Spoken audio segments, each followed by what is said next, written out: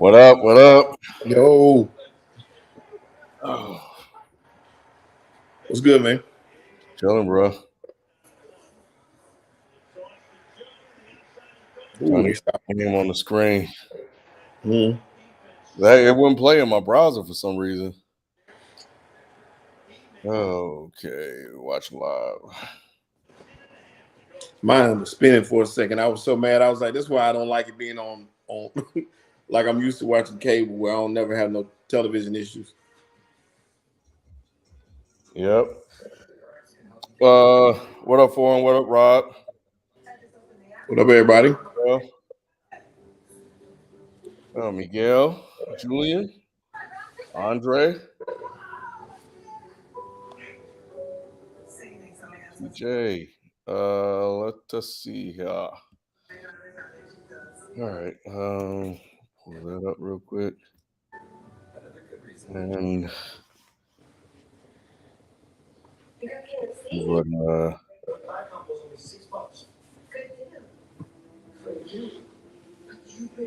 this thing crack-a-lacking. Get your own $6 convenience hamburger or KFC. A game of inches. No, it's a game of millimeters. They go machine learning and AI. All right, well, let's go ahead and 300 million data points. get started. This is the place where sports opinions collide. Dead in sports. I'm your host, Kenneth Biench. Joining me on the show, we have Shelton J. What's happening, man? What's going on? Chilling, bro. Manny and Q will be along momentarily. You are now tuned into the best live sports talk show on YouTube. No filter, no agenda. Just sports fans talking about sports, man. And as we get ready to kick things off, please hit the thumbs up button, the like button, and share it with everyone. You know that we are now live, and the show has started. If you're not a member, you can join by going to youtube.com/members. There's a big join button. You can't miss it. And with that, you are able to participate in a call-in show that we do for members only right now. That's every other week. So we did it last week, so we're off this week, but we'll resume that next week. So anyway, as you guys are watching, this is Thursday Night Football. So we like to come on here on Thursdays and kind of just watch the game with you guys, with each other, and then talk about things that we see and any other sports news that hit the wire as well, or any other random topics that pop up. So just kind of a chill vibe that we have going on here. Shout out to Chill Vibes anyway. And and it's a shorter show than the usual one that we do on Tuesdays. So yeah, man. So we normally end up going until around the end of the third, fourth quarter. What was that? Oh my God. This is good, man, because I haven't really had a chance to watch Tua or Burrow play this year. I caught Burrow in stretches, but I haven't seen Miami play at all. So yeah, this would be good to kind of get a chance to actually see what this looked like. Even though I have to give it a little bit of a pass because it is Thursday night, and these guys struggle on Thursdays. Yeah, they do. So it's not fully formed, but yeah. Yeah, and Tua got some physical issues going on right now. Yeah, I'm surprised he's even out there, man. Mm-hmm. So I don't know if I'm gonna be too hard on him, depending on how well he, how he plays. Because, bro, you got knocked around on Sunday. Yeah, You're playing like less than 4 days later, or 4 days later. Come on, man, that's not right. Mm-hmm. Yeah, and they were saying he had back, ankles issues. It looked like a concussion to me. It was a lot. It was a lot. Yeah, it's a long season. It's not worth it. But yeah, You know what? Tua has thrown some pretty balls tonight. Did you see that pass he threw to Mike Gesicki? nah. But I didn't. It was the play before he threw an interception, he struggles with deep ball, like we already know. You know, Tyreek Hill outran one of his passes and got it picked off, but he threw the perfect pass right before that. Like I'm talking about, he dropped a dime in on Mike Gesicki, and that was an NFL throw. So it kind of showed what Tyreek Hill was talking about his accuracy. He can throw the ball. That's one thing that he can do. He may not be able to throw it deep, but he can throw it accurate and intermediate. Yeah, for those that have been around for a minute, it may surprise you. You may not be surprised, but some of the newer folks that are just coming on board, I'm naturally not really against Tua. I like Tua in Alabama, and I'm not a fan of Alabama. But it was something about Tua, and there's video, like this is documented, like on the show, about me praising and liking Tua. When he was in college, I actually liked him over Jalen Hurts. Um, so yeah, I know he can throw the thing, man. So it's just in the NFL, he just hasn't looked good. It did not translate early, but what they managed to do is they managed to get him some players, and they got him a coach that got a scheme and a system that's working for him. Correct. Yeah, Drink More Water, you're right. I'm sorry for saying that. He did not outrun that pass, too. He did underthrow him pretty bad. Oh, shit. So, I ain't yeah. know they were here. Yo. I saw the crazy part is I saw him in the chat. Yeah. Man, y'all be having me out. Y'all be having me outside like cold. I'm like, man, trying to get in the house and Got shit. him. Oh, that's holding. Mama, let me in the house. No, on some real shit. Like, damn. Oh, Manny with the setup. Manny got the setup. I was looking at that. Manny, that look dope right there. Microsoft Manny. Microsoft Manny. No, it's good, man. That was good. Yeah, he had to hold him. He did a good. Hey, what's the score? 7-3. 7-3. That's the guy Nick was talking about. Was good.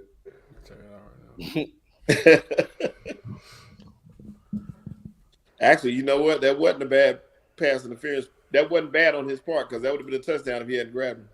Yeah, Hill was gone. Like you cannot get caught slipping. No, He'll run right by you. So he might have saved a touchdown with that. Those white uniforms is tough. I'm not gonna lie. It is. Yes, they are. I like the contrast here. This shit is like it's like a peppermint ice cream. You know what I mean? Screen, you know what I mean? So you saying these uniforms don't say tough football players? Nah, it look like some sorbet. You know what I mean? Fuck.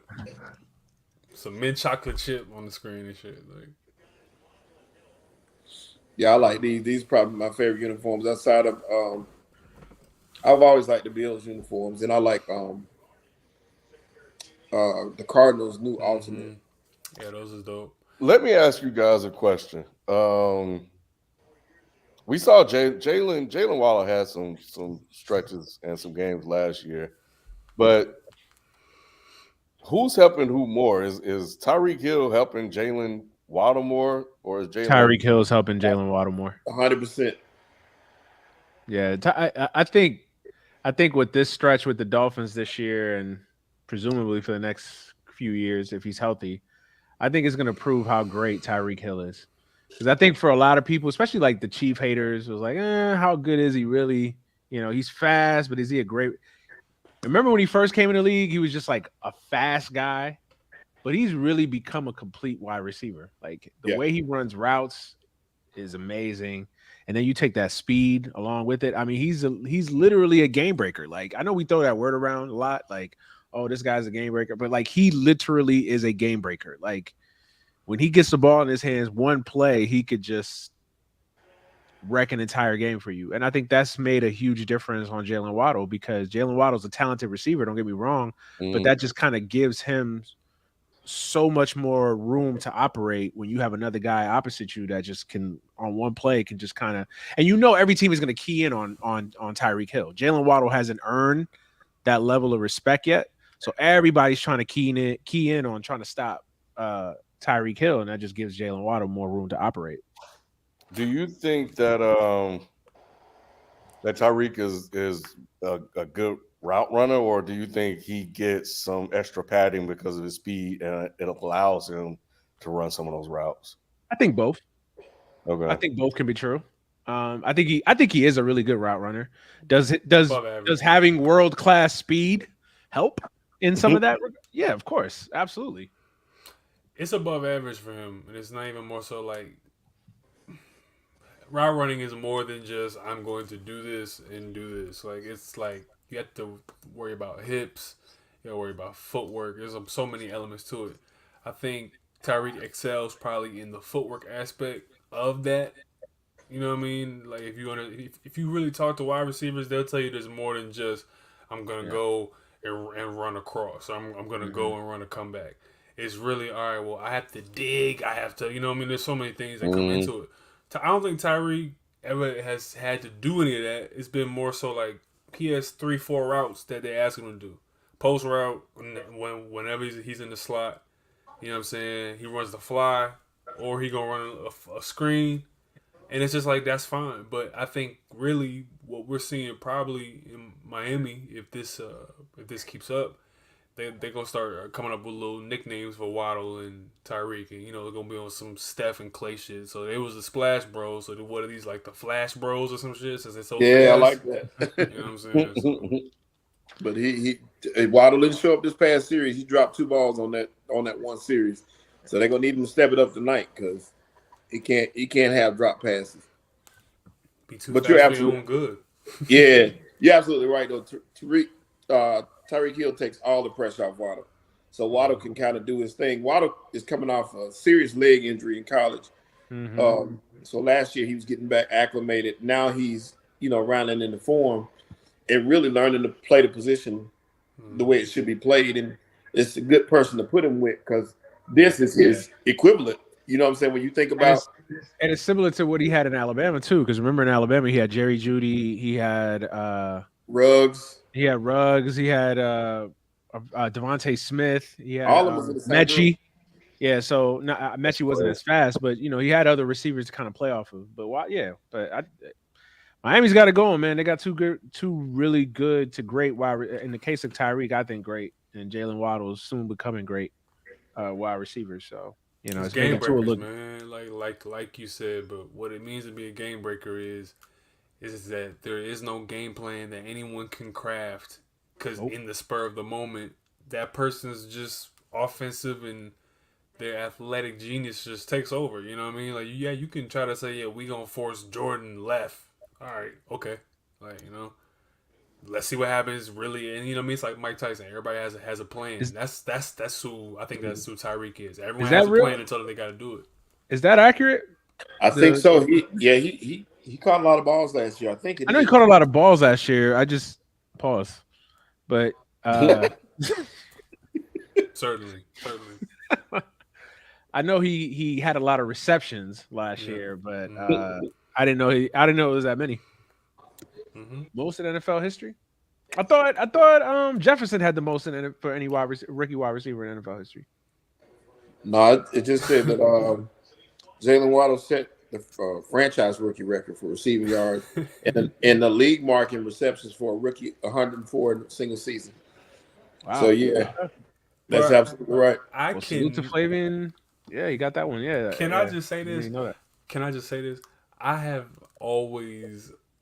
Every time they've played a Miami commercial or they've shown Miami's coach, I die. I swear that's Logic on the screen, yo. I swear to God, that's Logic on the screen. I feel you. He does favor Logic. I look at him and I'm like, oh shit. Logic was like, this hip hop shit ain't working out. Maybe I should start coaching football. Now they'll accept me. Exactly. Yeah. He's gonna earn himself a spot though, because in a couple of years, this Miami coach McDaniel's who everybody's gonna be talking about. Oh yeah, he's gonna be the new Kyle Shanahan. Yeah, he's gonna be that exactly that, and then too he has a personality to go along with it. So he's saying a lot of the right things in the media because he's being honest and he's saying some funny stuff. Let's slow down. Let's slow down. Let's not put him in the Hall of Fame. No. I'm talking about as far as a media darling, as far as who they like. Media darling. Yeah, that's what I'm talking about. As far as and then the same like I said, how they heaped all the praises on Shanahan. I think they're gonna start giving him a lot of props for what he does and for the way he carries himself. Yeah. And what did y'all think about the practice gate thing they had going on? Did y'all see anything about that? I didn't. No, I didn't see it either. I missed that. What's going on with that? They practiced in Cincinnati. I think it was yesterday, and somebody recorded and put out the Dolphins practice. So they've been trying to figure out if it was somebody from the Bengals. They're saying it wasn't, but they're trying to find out. You mean NFL teams cheating? I'm shocked. Right. Right. You know, that was what I don't know if you remember, but that's what actually happened to the Bengals when, going against Belichick. Yeah. So, Jenny was doing it too, and he ratted his old boss out. That's how they fell out. Like, man, listen, all these teams cheat, man. You ain't cheating, you ain't trying. All of them are doing it to a certain extent. It's become a sophistication. It's just a matter of you get caught. Right. Absolutely right. You know what, Sheldon? Mm-hmm. We I think we owed him some like quick little NBA talk real quick. You saw what Beasley put in the chat, Kawhi and PG. They were practicing. And Beasley with the breaking news. Yeah, man. Kawhi and PG look really good in training camp right now, man. So I really think that they're a contender this year. Let me see this shit. I saw it. I didn't see it at the same time. Man, can they just get through a season? Call me when they get through a season. That's true. If they can make it to April, then we'll talk. That's true. But Kawhi will sneeze and have a knee injury and be out for 2 years. Damn. Shit. Well, I hope that both LA teams have nothing but great health, because this year I need it to be so much better than the last 2 years of the NBA. Listen, we're not. I'm a Laker fan. There's no hope. Devontae, this is what I'm talking about. Can you read that? You don't believe in? There you go, Devontae. Patrick Beverly? Don't question my sources, though. Patrick Beverly? Oh yeah, the savior. I'm already getting my NBA Finals tickets printed out. Okay.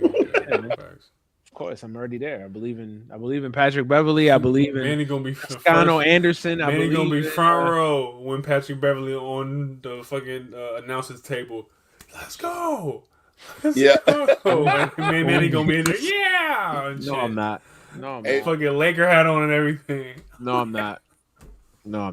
What does this say again? One more time for you, Devontae. Goofy. There you go. It says only fans. No, I'm joking. Read the thing, boy. I like the argument. Matter of fact, let Devontae call in. Let's talk about it. Damn, get on the line. Did somebody say they were going to call in and talk about it you Thursday? Damn, what Devontae do? Yeah, Devontae called me Goofy. Damn. I don't take too kindly to names. I feel that. Yeah, you can see me, Devontae. You want to straight up. Yeah, like he said, "Call yourself." Nah, I ain't gonna instigate. Matter of fact, he can call me. I'll give him my number. He can call me directly. We can talk about it directly wherever you want to meet. Oh Lord. What was you gonna say, Ken? I was gonna talk about the Clippers, but this game came on. Oh yeah. Man, come on, bro. Wait, where's the flag? Halftime, we got some NBA talk to do, and then when the commercials come on, we can fit some stuff in. Pause. But Yeah, Tua's deep ball is lacking. I think that it'll get better over time if he can stay healthy for a longer period of time, like no real serious. Oh damn, man! The way he went down, dude. Oof. Tua is a lesser Dak Prescott. That's man. But that line is not Dak Prescott. He's a lesser Dak Prescott. That line is not that good though, man. No. Like, and I don't even mean that in like a disrespectful way. He's like a similar quarterback to Dak Prescott in the sense that they're not superstars, but you can win with them. Like if you surround them with the pieces that you need to build a cohesive team, you can win with them. Like you can win with Dak Prescott, but is he Aaron Rodgers? Is he Brady? Is he Lamar? Is he that caliber of quarterback where he's just going to put the team on his back and just will you to a win? He's not that guy.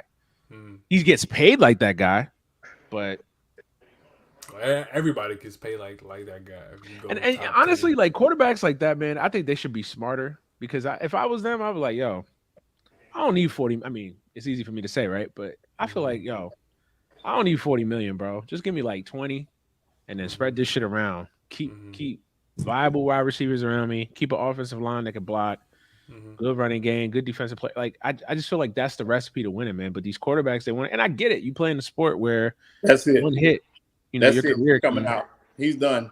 What the fuck? Oh, he out, bro. What he throwing up gang signs. He done. Yo, wait, what happened, bro? He throwing up there. It looked like he trying to. That's scary. Yo, bro, he was concussed last week. Motherfucker out the game. You know, see, this is why I don't even. See, this is why the fuck I watch basketball, bro. This shit is disgusting, dude. Like, I don't want to see these grown ass niggas. Spider webs out of his. Come on, bro. He was like, concussed last week. Come on, bro. The NFL. I'm glad this. I'm not glad that this happened, but I'm glad that this is happening right now, so we can talk about it. Right there, dude. But you know what's crazy? It's to me, it didn't look like he hit his head, but it's crazy. But he was. But Shelton, did you see the thing? Did you see the play last week? Yeah, that was bad.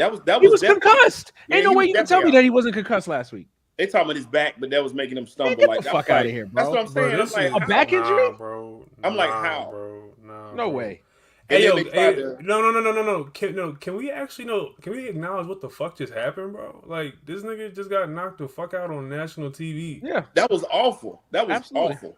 No, but like, can we just actually speak on the fact that like. Yes, like he was. This why I watch basketball. He was Disney. That nigga's body seized up, bro. Like, this shit is not cool, bro. Yeah, it's ugly, man. And I think the NFL has some explaining to do because again, this dude he looked concussed last week, and what they let him come back. I know it was like 25 to 30 minutes in real time or in clocks in NFL time speed or whatever. Yeah. They let him come back in the game, but he was concussed, man. Everybody knew he was concussed that watched that play, and they let him come back. Yo, these team doctors, these organizations, they all need to be. That was their scapegoat, though, man. And they were saying that they have an independent doctor to come in and check him to clear him to come back in. But there's no way you can convince me that guy's independent. Exactly. Hell no. Well, then he's getting a check from the team. Hell no. Yeah, he's getting a check from the NFL. He's either getting the team from the team or the NFL. So is he that independent? Yeah, no, he's getting the NFL check. Getting paid. Yeah, he understands. Like, look, these guys need to play.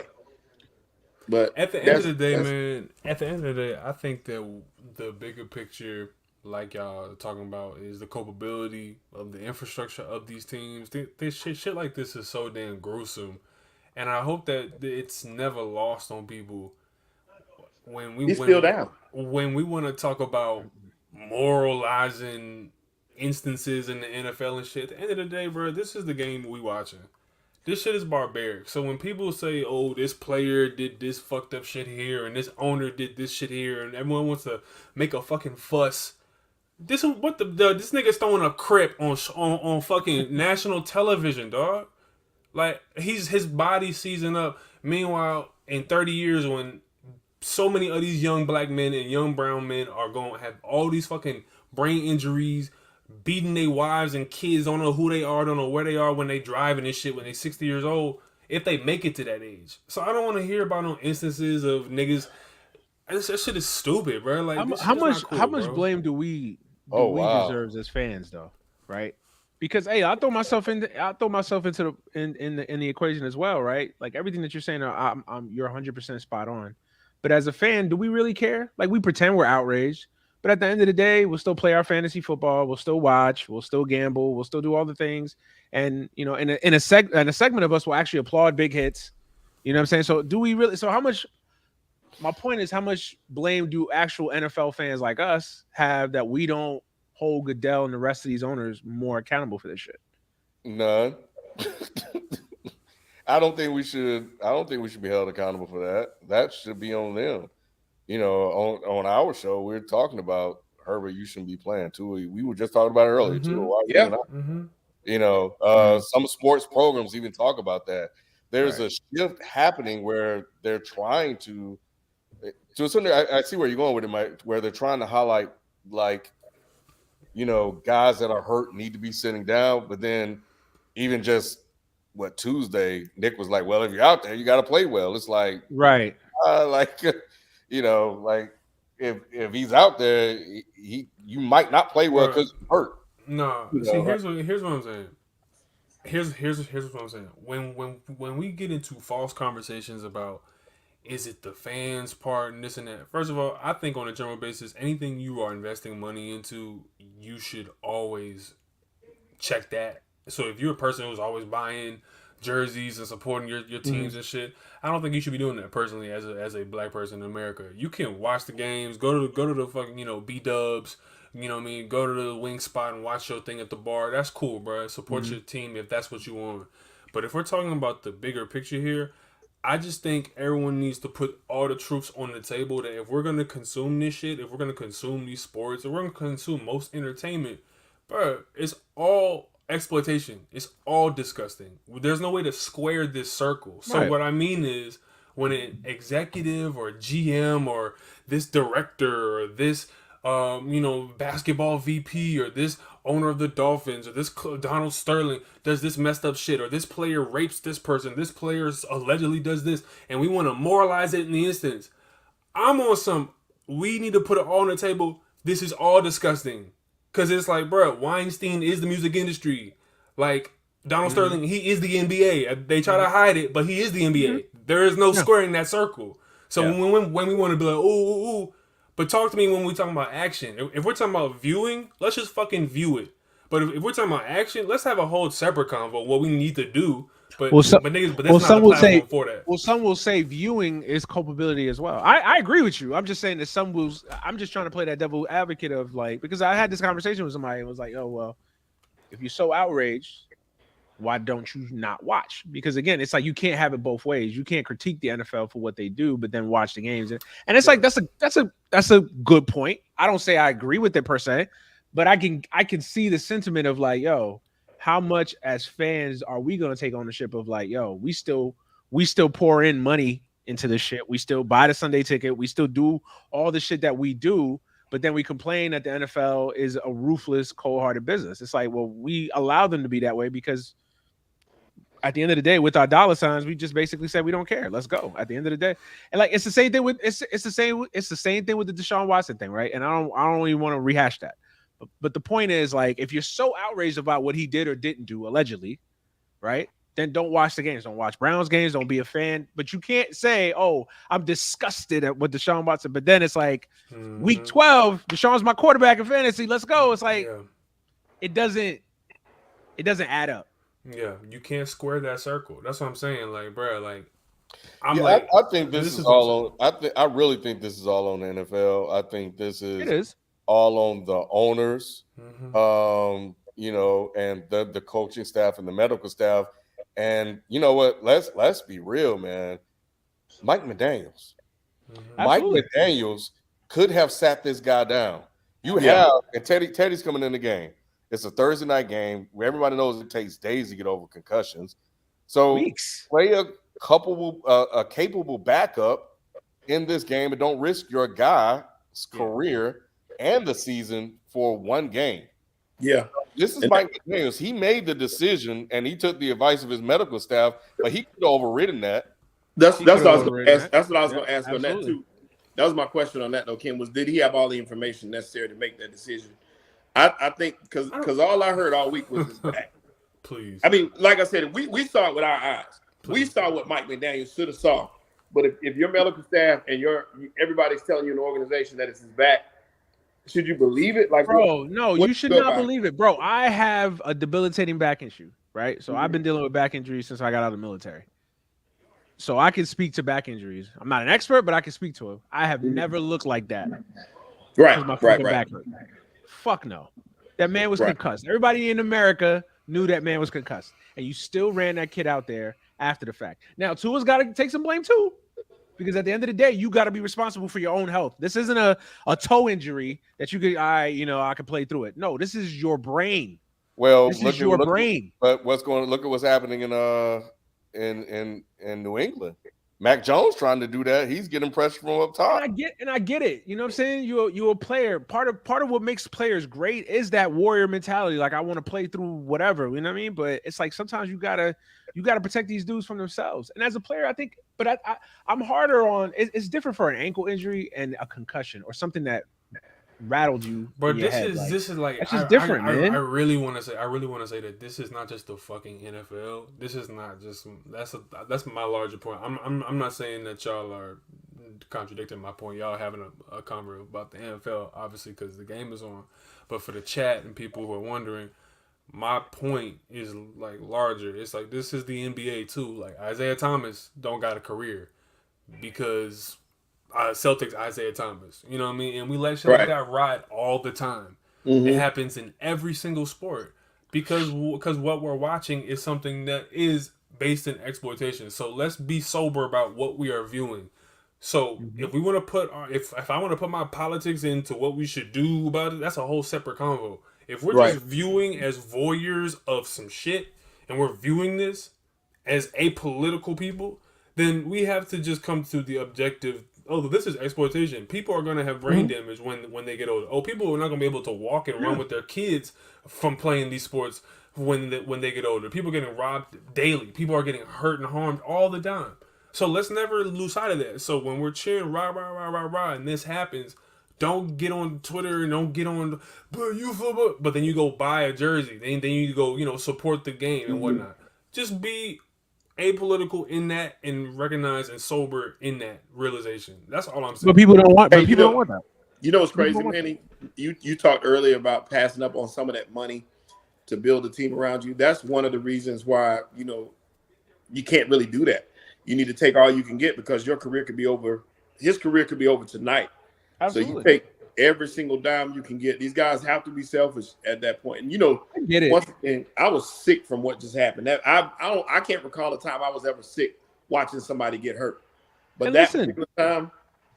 And listen, and when I said Tua's got to take some accountability, these NFL players, man, I remember when that movie Concussion came out, right? And they was going around, different people in the media were going around asking players, NFL players, past and present, have you seen the movie? What are your thoughts? And Tua, man, right? I remember, I think like maybe a couple kind of paused and thought like, I feel some type of way about it, but what am I going to really do? Whatever. But Tua, like I would say 8 out of 10 said the same thing, right? Hey, I love football. This is the choice I make. I know the ramifications that might occur in the future when they get there. You know what I mean? So they're cool with it. They made a decision that this is what they're gonna do. Who can tell them? My whole thing was always, especially with the lawsuit and what we learned about concussions and all that. Like to me, back in the day, like I don't blame players back in the day when they did because we didn't know. Nobody knew that concussions were as serious as they were. Right. Like in the 60s and the 70s, 80s, hell, even the 90s, people didn't there was no internet. There wasn't that level of research and science that was put into this stuff. Now, I would say now the information is there. So if you're still playing football, like you made a choice. So you can't come back 30 years later in 2070, talk about, NFL doctors lied to me. They didn't tell me that this was, concussions was this serious. It's like, bro, where you been for the last 50 years? Like the developments and the studies were there. Like CTE is a real thing. But I also want to point to the fact that even though they're definitely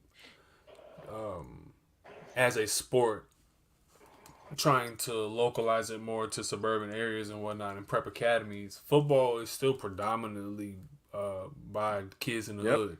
Yep. So it's not even about we just having fun. Like this is like their dream way out to make a living, and it's a very select few. But along the way, the infrastructure of who gets through the different gatekeepers and whatnot, and the different levels to prove their athleticism and prove that they belong with certain pedigree. Along that process, it weeds out who is gonna make it, and then the ones who are either broken or the ones. I'm not saying that every person is just disabled after playing football, but it's like there's so many stories and things of people who don't have health care who know that it's because of football that they have this ailment, but they can't get any type of, you know what I mean? It's just ridiculous. And then on top of, the cake is the professional layer where you have all of these sports. It's just based on this exploitation. So let's just view it for what it is, man. Like, I wish people would stop saying. And the reason why people don't want to do that is because, Manny, they have to moralize their consumption. Absolutely. You dig what I'm saying? And everyone, and the reason why that is because people tie their moralization of that consumption to their identity, like who they are. Like, oh, I don't listen to that type of music because it does this, or I don't listen to this person. It's all about some, all right, cool, but who are you behind closed doors is your real principles. So don't talk to me about some, like just this aesthetic of, I'm on this pedestal above everyone else because I view this sport this way instead of, no, you're still viewing a sport and it's still for the bullshit. So I agree. Yeah, man, it's wild, man. It's wild. I'm gonna be interested to see what comes out of this. Maybe nothing, obviously, but what the conversation will be tonight and in the following days, because again, anybody that saw that game on Sunday against the Bills and saw that hit Tua got knew that dude was concussed, man. I don't care if you sitting here arguing. I don't care if you're the biggest Dolphin fan on earth. You knew that dude was concussed, and they still put that dude out there. And what they rationalized, oh well, he played well. It doesn't matter if he played well after. It doesn't matter. It does not matter. Like that somehow makes it okay that he went 10 for 11 in his next. Like who cares? You're still concussed. It doesn't matter if he played well. So if he played like shit, then it's like, oh, okay, yeah, they did it to RG3. Yeah. The list goes on and on and on. And a lot of times it's tough for those guys to sit out because you think about it, Tua. Tua's been questioned all this time anyway. All you've been hearing about Tua this year is, can he sustain? What are we going to get from Tua? So everybody's already questioning him. So he's playing for his money. Yeah, he's playing for his money. Exactly. And what I'm saying is that when they ask Tua, do you regret going out there? They will ask Tua, even if he is whatever happens from whatever scenario, knock on wood, best or worst. When they ask him years down the line, I promise you, he's going to say, I don't have any regrets about going out there, blah, blah, blah. Because it's all about the incentive. The incentive is you need your money and you trying to get paid. I don't think he has gotten off his rookie deal yet, right? No. Right. So he's obviously not living in squalor, but he's trying to make it to a security that he's never had before in his life. And that's the incentive that every child who wants to be a pro athlete starts from, is not just the fact that they love the game, but it's like, oh, I'll be on TV and, you know what I mean? It's just like, it is what it is, So, all right. We really, really hope that he is, okay, man, I'm really going to pray for him. him. And we're looking at, prime example of something on a lesser scale. But if you look at Dak Prescott, what he's going through right now, Yep. He's out, he broke his finger clearly.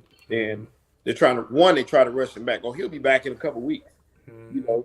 Knowing that that's 6 to 8 week time frame normally. They're trying to rush him back. He's trying to rush back. And here Jerry Jones is on TV talking about he hopes it's a quarterback controversy and all this stuff like this. I'm like, what kind of message does that send? It's just, but it is business. Regardless of how we look at it, it's business.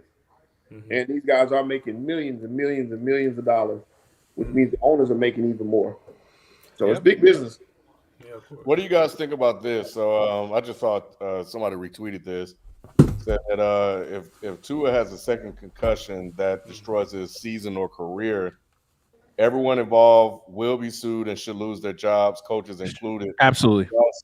Even they must know this isn't right. So my question is about the suing part. Like, does he have? Can he actually? I'm not a legal expert. I don't even try to pretend one on TV. So I'll leave that up to the experts. But I mean, I don't know how much legal,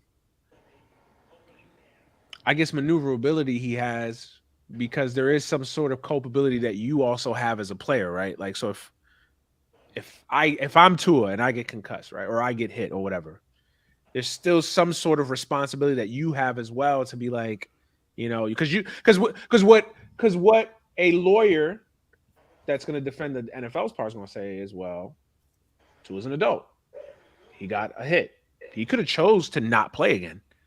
No one forced him to play, and that's what they're going to argue. No one forced you to play. You chose to play. But as the authority figure in that, if I'm the counter lawyer, as the authority figure in the NFL, this is your organization. This is your private enterprise. So you are supposed to abide by your protocols to get this nigga out the I wonder what's game. in the CBA though. Is there some sort of And language? you know what I would say? CBA can wipe my ass. Like, what the fuck? Like, I'm not doing it. Like, as a lawyer, I'm not hearing any of that. With you making the biggest fucking deal of putting everybody in those dome helmets in the offseason, you have a QB who's been under protocol. Somebody either in the front office in the NFL, or in the Miami front office needs to be notified. And this is just like this. No, like that's not standing up. But you know how the law is, bro. The law. You know how the law is. It's not even about. I also know how some good lawyers are. I also know how good lawyers are. Listen, I agree. I'm not even disagreeing with you. I'm just saying that that's what a defense attorney will try to argue is like, yo, man, I feel you. You had a choice. You technically could have not played, but you decided to play. So then, how liable is the NFL after the fact if you then get hurt again? Because then they can say, well, he told us he was fine. We checked him out, and that's the tricky thing about it too. And that's what makes this even more egregious, right? Because sometimes you can get hit. Because I remember I had a car accident. I had a really bad car accident when I was 21. I hit my head. They did CT scans and anything, and they didn't show any brain bruising or anything. And it wasn't until like a couple weeks later that I was still kind of feeling some effects from like getting hit in the head. And then I can't come to find out I had a concussion, but they couldn't really tell on the first. So sometimes you can't even. So maybe the NFL, and again, I'm not even trying to defend the NFL. I'm just saying maybe the team doctors did everything that they were supposed to do. Right? Let's even go off on that theory. Right? They took him in the back. They checked him out. Whatever. They showed no evidence of a concussion or brain bruising or brain swelling or whatever. Mm-hmm. So they said, okay, well, just no evidence. We can let him play. Mm-hmm. Sure. Can you really hold them legally responsible if they quote unquote followed all the particulars? It depends. Are they still doing the investigation on that anyway? At least but that's the thing. They're supposedly still doing the investigation, but who does the investigation? The league? Or the Dolphins? There was an investigation. Or the Dolphins? Yeah, that's what I heard initially. They were investigating the case when he was allowed to come back and play. They were going back to investigate. Now, I don't know what the results of that was, and I hadn't seen anything else about it because I hadn't been looking for it. But I know they were looking into it. Who does the investigation? Is it the league? Is it an independent arbiter? Like, who does the investigation? Yeah, I'm not sure who was doing that inquiry, but I guess it depends on the results of that or what happens with that as well. But that's the tricky part. But you see what that's the tricky part, Shelton? Because again, if the doctor technically, by the letter of the law, I know everybody hates that term, by the letter of the law, but by the letter of the law, CBA, whatever the fuck you want to use as a resource, if they followed guideline, they did a scan, they did everything, and he showed no evidence of it in the moment. Now, what people will say is, well, you still should have taken precaution and not played him. And I agree with that.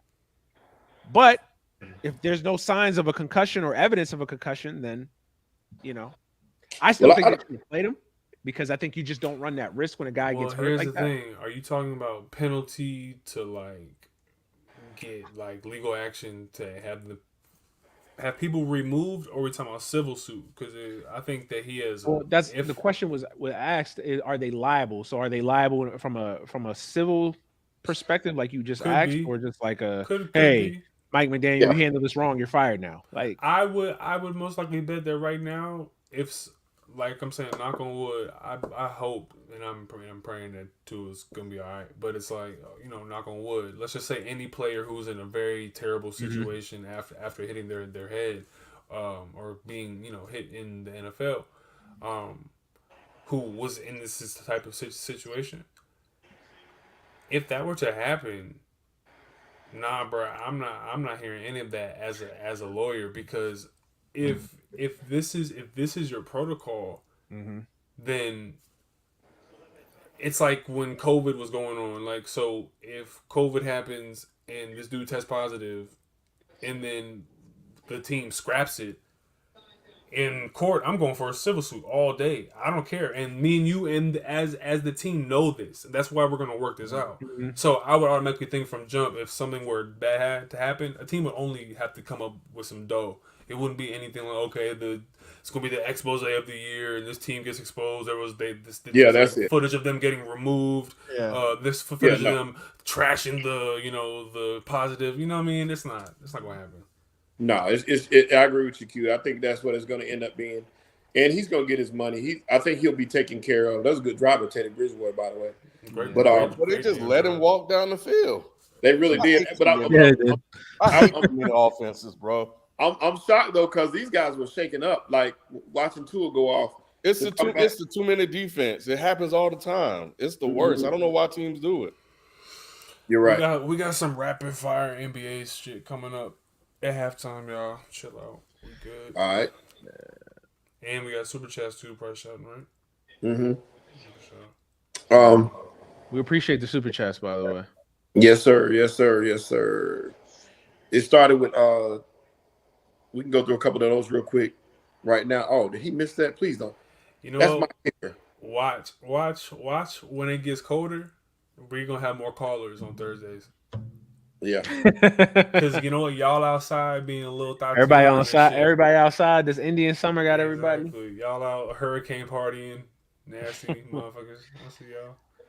Yeah, man.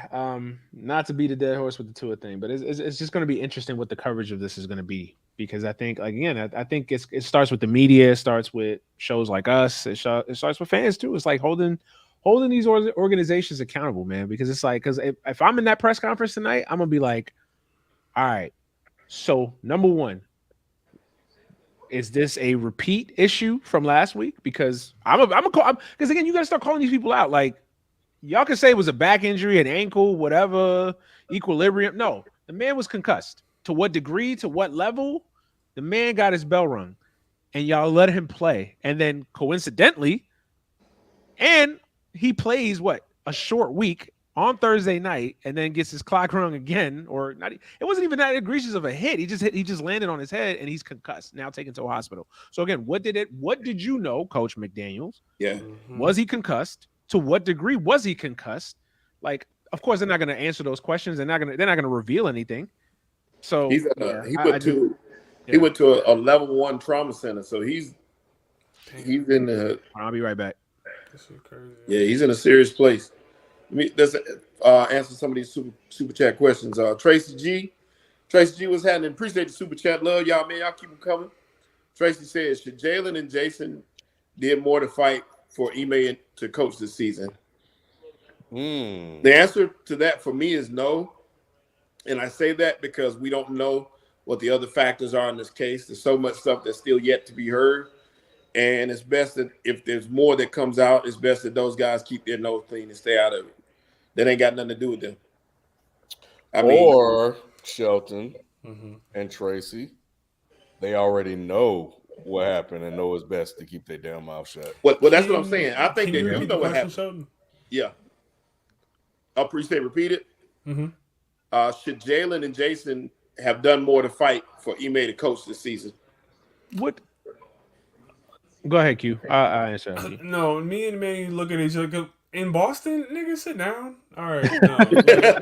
That's what I'm saying. That's not a slippery slope. No, to answer the question, I mean, what could they have done? What is Jason Tatum going to go in? Be for real, yo. If Ime Udoka doesn't coach this year, I'm not like, he's not doing that. Especially again with what allegedly did or didn't happen. Like, again, none of us know. My issue, and I know we haven't gotten to this topic yet, and I wasn't on last week. My whole issue with this is I don't even care what Ime did or didn't do allegedly. My whole issue is with the response of the Celtics. Because my thing is, it's like, I feel like they're trying to have it both ways, where so if he did something egregious, why not fire him? What's with this whole suspension thing? Because it's like, it just looks weird that, like, yo, this guy's a pedophile, but no, he was suspended for a year. Come back to us next year. Like, what the fuck is that? Like, I don't know what to make of that. Like, so did he just, and then the whole consensual, but he still did something inappropriate from the sense of he broke a team policy. Just the whole thing is weird. But to answer the question, Tracy, like, I don't know what Jason and Jalen are supposed to do. Like, what What are they gonna do? Like, what are they supposed to do? Rock up on Brad Stevens? Yeah, Yo, I don't nigga, really know what they're supposed this to do. nigga he gonna be coaching this year, nigga. Fuck Yeah, is you this saying? Like, no, that's yeah not this happening, this bro. this thing is obviously bigger than them, Come on and now. you got to know where you stand in a job. We're talking about VPs and shit, Sheldon. Yeah, This is not a hey, man. Come on, Brad. Like, yeah, come on, dude. right, Come on, Brad. Like, right. This not on the player coach all level. right, it was just a DUI, Brad. Like, no, it's Yeah, not no, that simple. You know what I mean?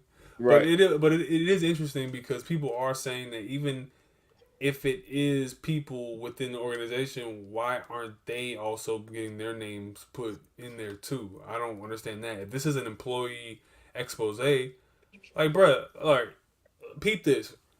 Watch how white media does. Since I'm gonna feed off Malcolm X Shelton the last week since he been really fighting for our people because of Jalen Hurts and whatnot. But anyway, no, but real shit though. Like, white media, notice this though. When they try to speak on us, we are the main story. Nigga, they had Bill Clinton's name in the fucking expose along with Monica.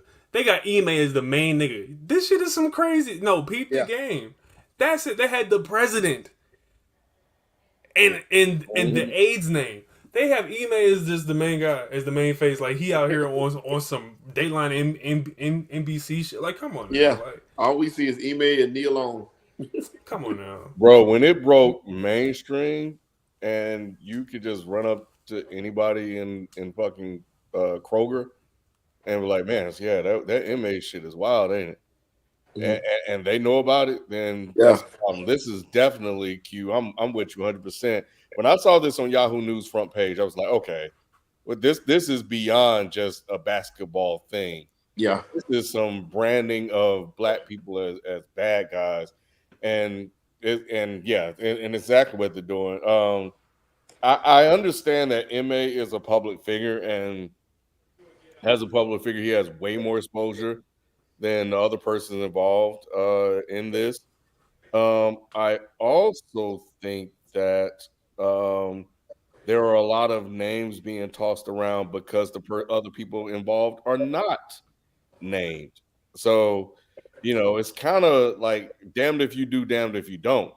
And the way they tried to play this is really kind of messed up to put all of this out. So there's a bigger story here. Either MA did some really, really fucked up shit, or Boston was culpable in some kind of way themselves, or something, or it was Or both of those, which I like think it was. I think it was both of them because we saw Matt Barnes say when he learned of whatever it was, he said it's too big, and he said it ain't on him to report. But he said it's 1,000 times worse than he thought, or whatever he put out there. It didn't I'm sound just good. it's also funny that all of this happened after the Sarver thing, Mm-hmm. and that it blew up in the way that it did. Let's not act like the NBA can't be gangsters in this shit. Yeah, And be like, yeah. yeah, here's a situation that's going on. For the most part, this should have received coverage on sports shows, and that's it. But I they forgot probably about put in Sarver. some calls, man, to everybody. Yeah, I forgot about Sarver till you just said it. There you go. I've been keeping Sarver, Favre, and Ime right Well, at the see, front. Yeah. Favre is what I was still on, but I didn't forget about Sarver because in my mind that was case closed once they got to sell. But you're right, it still should be front page news. It Do still you know should be. what? Do you know what's so funny? I really want the people to understand this because I always like to talk about the macro picture. I need y'all to understand that across sports for sure, in every single organization, every single league, but just across different industries, wherever you have capital at, there are thousands of these type of scandals waiting to be leaked every single day.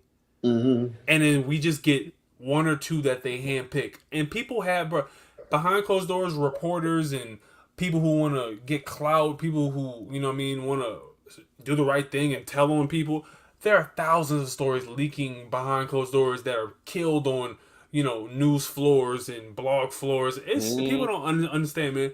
So I don't want to hear shit about some, oh, well, Ime is the top star. Dude, can we just let it go, like, and let the litigations happen behind Right. closed doors within the organization. Yep. It shouldn't have went on as long. It should have been reported, and discussed, but it shouldn't have lasted as long as it did. And that was kind of the issue that was starting to kind of work them under. It was like, all right, man, we get it. Yo, let it go. Like they got Malika Andrews out here looking crazy. Oh my gosh, they've been hammering Malika Andrews, boy. Man, They've been hammering her. Malika was Malika Candace Owens and shit. Good Lord. I was like, damn, dude. They calling her the new Sage Steele. I was like, I saw like I don't know. I don't want to assume innocence because she's light skinned and nothing. That's not what I'm trying to go for. Because you know what I mean. When we people do that. They like assume because somebody light skinned. Well, she don't mean it. Well, she could be the worst person in the fucking world. But also, but judging from the clips that I saw. I only saw two. One, she was talking about Adrian Payne, the guy from Minnesota, Michigan State player, passed away. That was distasteful. I felt like that was very, that was a mistake. well, I didn't see that one.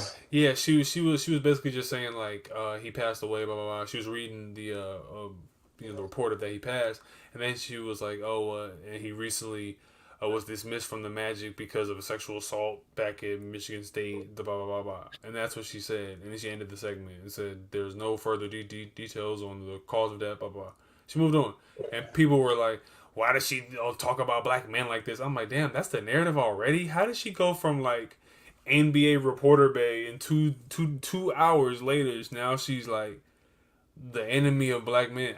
I don't know her. She could be. I'm just saying It's really interesting how like things move that quickly. Yeah, I know she shut down Stephen A. Or tried to shut down. Yeah, like that was stupid. That was where it started, and then she did the same thing to Kendrick Perkins, who for the first time I think ever I agree with when he was talking about this stuff. Yeah. She shut him down as well on her show, and kind of cut him off. And went to the next part. Well, we all do know that Malika is a diversity hire. We do know that she's a DEI baby. Like we get it, you know what I mean. But it's cool. at the end of the day, though, we shouldn't have to be DEI hires. But yeah, we all know that we normally are when we're trying to get into these places. So don't delude yourself like you're just a special Negro snowflake. That's not what's happening here. Like, right? You know what I mean? Like you fulfill a certain demographic, you fulfill a certain need. So she's the unthreatening, light skinned. Is she fully black?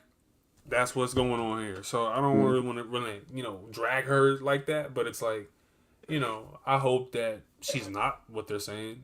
From what I saw, she was cool. But let me go on with these super chats real quick, so Q you can get some of this NBA stuff real quick. Yeah, for sure. We them boys said Tua has worse luck. Hope he's all right. I saw in the chat where they were saying that he's moving around. And things are. What did they say? I'm sorry, y'all, because I can't remember what I saw. This he got. Yeah, go ahead. They said that he's conscious and has movement in all his extremities, so he is at the trauma center. Next week's game is going to be horrible. What is it? The Jets and Russ versus Ryan. Oh my God! It's a mid extravaganza. Shit bowl. Yeah, the mid bowl. Good Lord. Tracy G says, should the Bears be looking for a new QB? Damn, Trace. I love Tracy G. I love you because you always coming in with some shit. I love it. Like just asking the questions. Like the QB should be looking for a new team. That's what. No, for real though. He like because let me ask you this: why did FIFA brought up a great point on the last thing? We need to really key on this. Why aren't they trading Roquan and those guys? Like what? Like why are they not? Like you have so many good last couple years of their prime defensive dudes who were once like elite just 4 or 5 years ago. You know what I mean? And now you just keeping them until they're washed. Like maybe build around them. You know what, Q? Maybe they're drinking the Kool-Aid. This team is 2-1, and maybe they have a we can hold on, right, and go 9-8. We know that there's unrealistic owners and GMs out there, so maybe Chicago is full of them that think that we know what we're doing right now. We're 2-1, and we got a better record than half of the league. So maybe they figure they know what they're doing, which I don't see how, but You we'll know see what? about that. Real quick, Sheldon. Let me ask you this because you really sparked this. Which city has the worst team owners? Dang. Is it Chicago collectively? Like when you just think about the collective, like Yeah. obviously we don't Which know. city has like, the worst owners? Yeah, it's like the worst Like- owners. As like a city for like different leagues? Yeah, Yeah. collectively across leagues, we can even say like more historically, like late '90s to now, Man. like in recent memory, which Mhm. ones have the? a Yeah, but loaded question, Reinsdorf man. is fucking stupid. Reinsdorf, But he's Yeah. won. he could have won 2 more, damn near. Like honestly, True. But he's won. He won 6 NBA championships. He won a ring with the White Sox. Can you really say Yeah. he's bad could have owner? won more there too. But that's just my. I mean, that's tough. That's a tough question. Because the Bulls tough after that, like Paxton and them were fucking terrible. Yeah. You know what I mean? And then you got, to me, Chicago. They ain't been good since the Lovey years.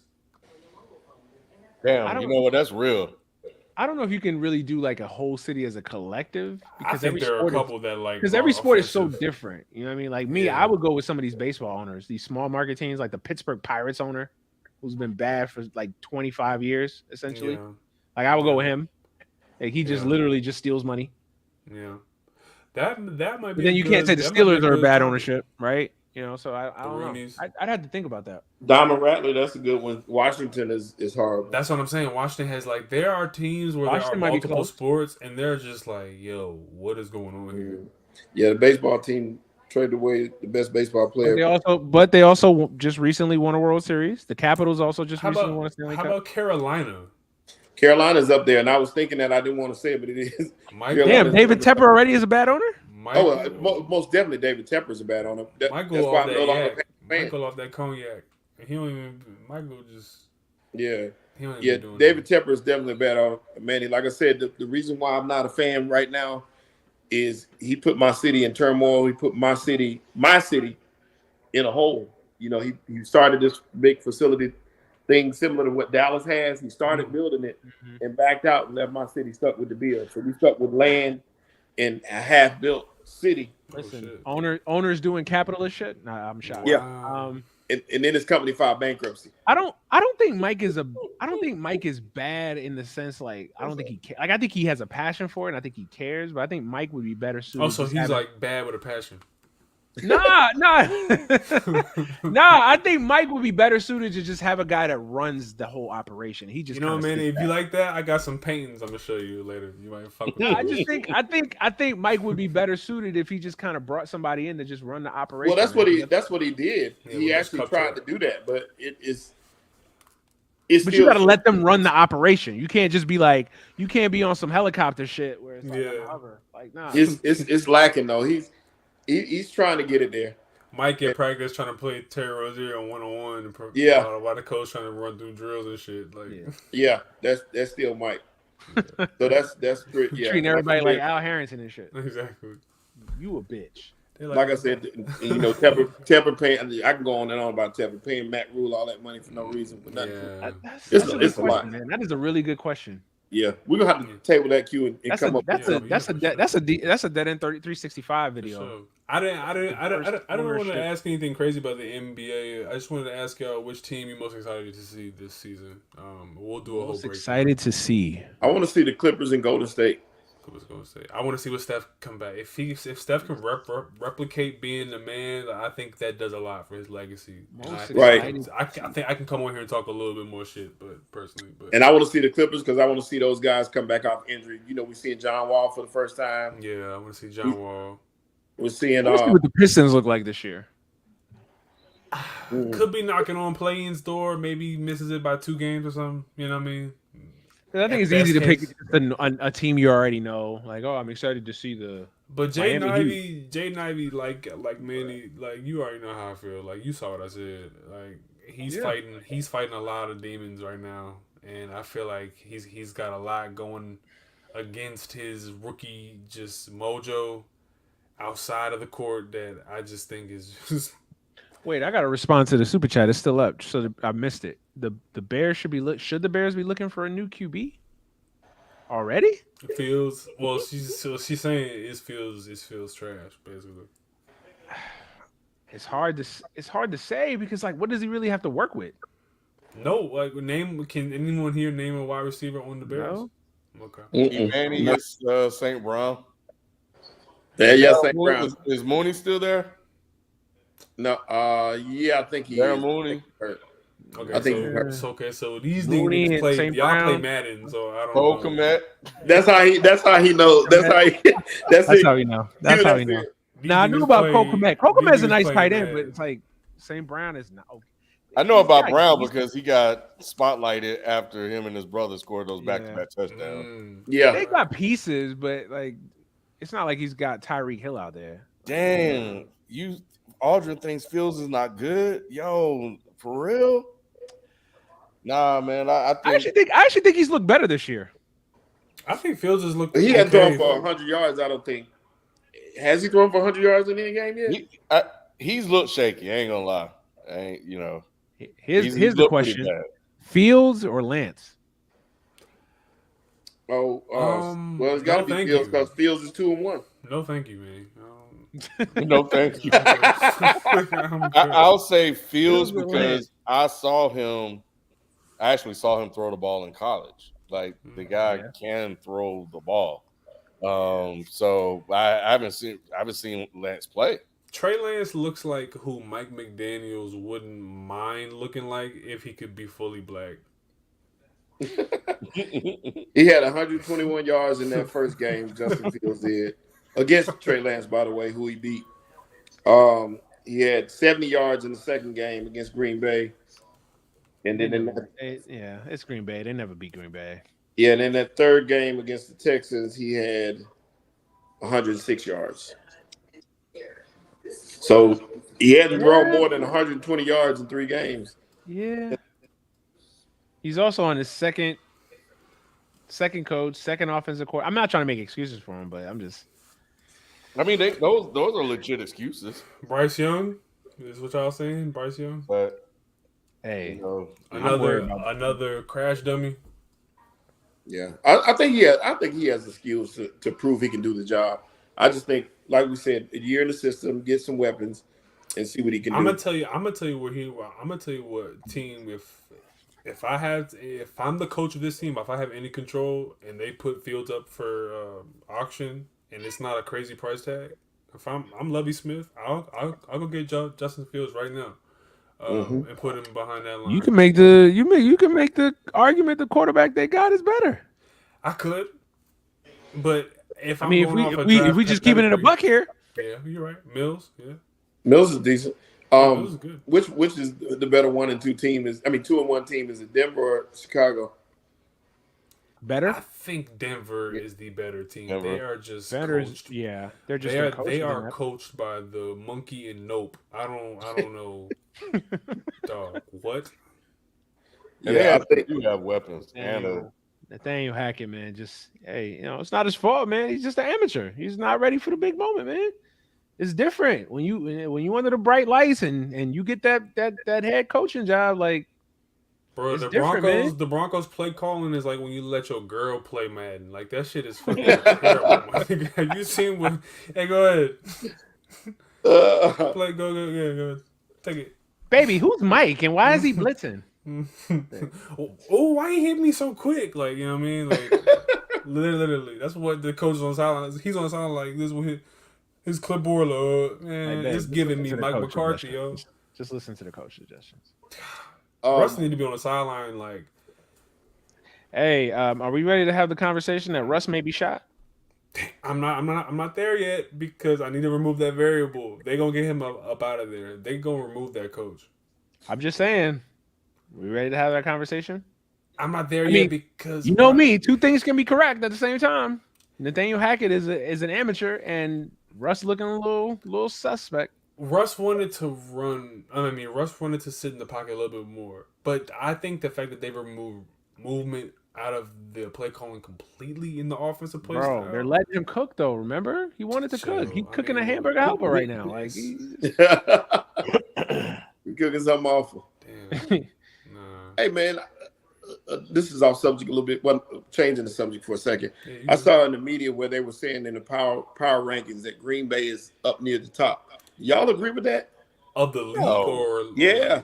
or high like at the top of ayahuasca. I mean, it's Green Bay. They're always going to get overrated because of Aaron Hell Rodgers no. and brand and reputation. Mhm. I mean, right now, power rankings right now are stupid Green because to Bay me, is it's like, ass. I couldn't believe Green that. Bay, Green Bay is ass. Let me come out. And I ain't gonna say that they're right now. ass, but I'ma I mean say they're it Green right Bay. now. They're gonna win I'm gonna say it right now. When they're in the NFC Championship, even then they're still ass. They're ass. What's the They're QB ass. name? They're in the NFC The Championship. dude on ESPN, I can't think his name.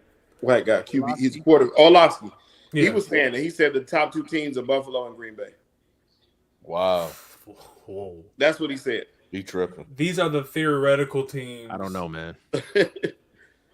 The Bills played like shit up until the last 3 games of last year's season. You know what I mean? So it's I'm like, still not sold on the Bills. I'm sorry. I know everybody in football loves them, I but I like still them. got to see more before I like I'm them, all in you on the know. Bills. And the Packers, I don't know what to make of the Packers, man. Word is I born. mean, it's I do think their defense is much improved. Like I think it's weird because I think they've done like a shift where they used to be this like high powered offense, and now they're just kind of like Iowa in the Big Ten now, where they just got to run the ball, play action, I formation, run on two backs, and play stout defense.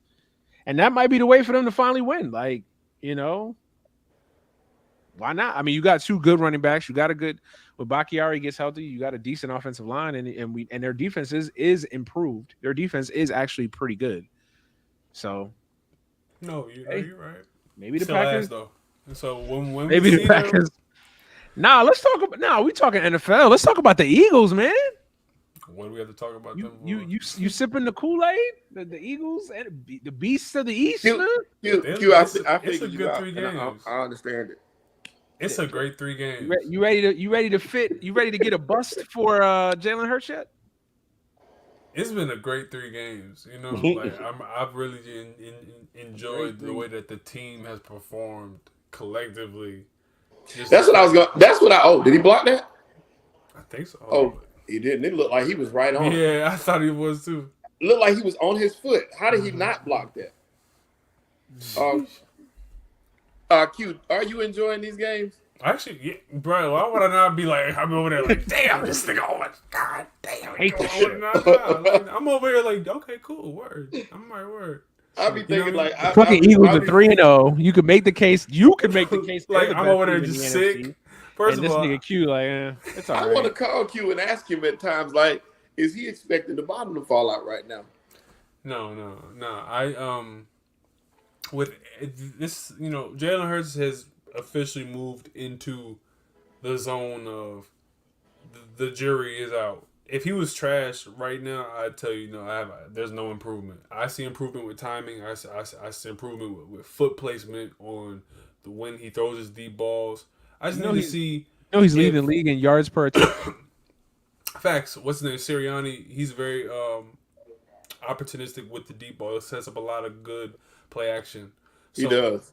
I appreciate that. You know what I mean? And I can admit when I'm wrong enough to move my expectations now. So he's not moving to that zone where the same zone where I have guys like Herbert, where all right, yeah, they can play. They can play in this league. This dude can get 10 wins probably now. He probably get 10 wins now for a lot of teams.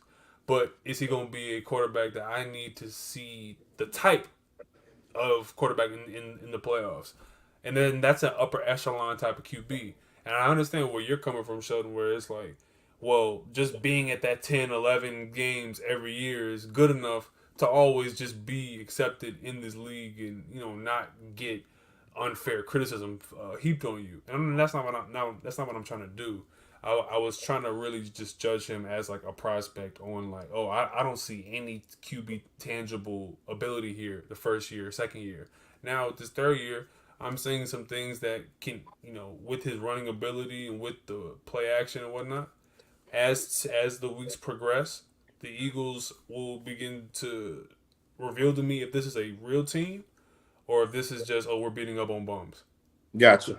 And that's the thing. I saw what a lot of people are saying that he's won 6 in a row, which is pretty good, pretty darn good. But yet they have lost some of those games. But I saw I read an article recently that was showing his stats in those games. He probably had about in that game against the Cowboys. He had a really good game. I watched the game against the Chiefs that he lost. He played excellent in that game. But I get you. I get the questions that people still have about him, including you. One, what will he do in the case of adversity? Will he be able to bring them back? And if they get down, can they come back? Yeah. That's yet to be seen. Because you know what? Because you know, so even though I love Lamar Jackson, and I think that they should pay him on a business level. Mm-hmm.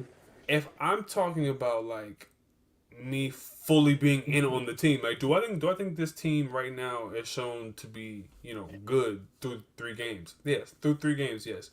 But the reason why I brought up Lamar is because through a bunch of games of his career up until the playoffs, it looks great until windows get tighter, whistles don't get blown, flags aren't thrown as often, defenses get away with a little bit more, offenses have to be more precise, and I'm like, ooh, Lamar can't make that throw, and Yeah. and this is also where he's in that jury still out on because he's taking a step, and now is he going to get to that next level where you can work your way in? Are we in that era now where a QB can work from like what are considered to be very flawed mechanics to becoming a playoff like caliber? Like I can get you to the Super Bowl and win it with my arm QB from the pocket. Mm-hmm. That's what they did to Cam. That they say Cam can't throw. They say Cam can't do Right. this because the 8-step drop, 12-step drops, 5-step drops. He can't. Once those ends collapse on him, we saw it in Super Bowl. They tried to make that whole tape like the reason why these QBs will never be able to do anything more than read option and be dual threats. But if Lamar can break the code and he can show that he can crack the matrix and Jalen can follow in that, I'll obviously admit it and be like, yo, I was fucking wrong and I'm glad I'm wrong. Because this is now a new avenue for so many kids and black QBs to come into this league and dominate. Why the fuck would I not want that? I was just questioning that more so from a sober standpoint.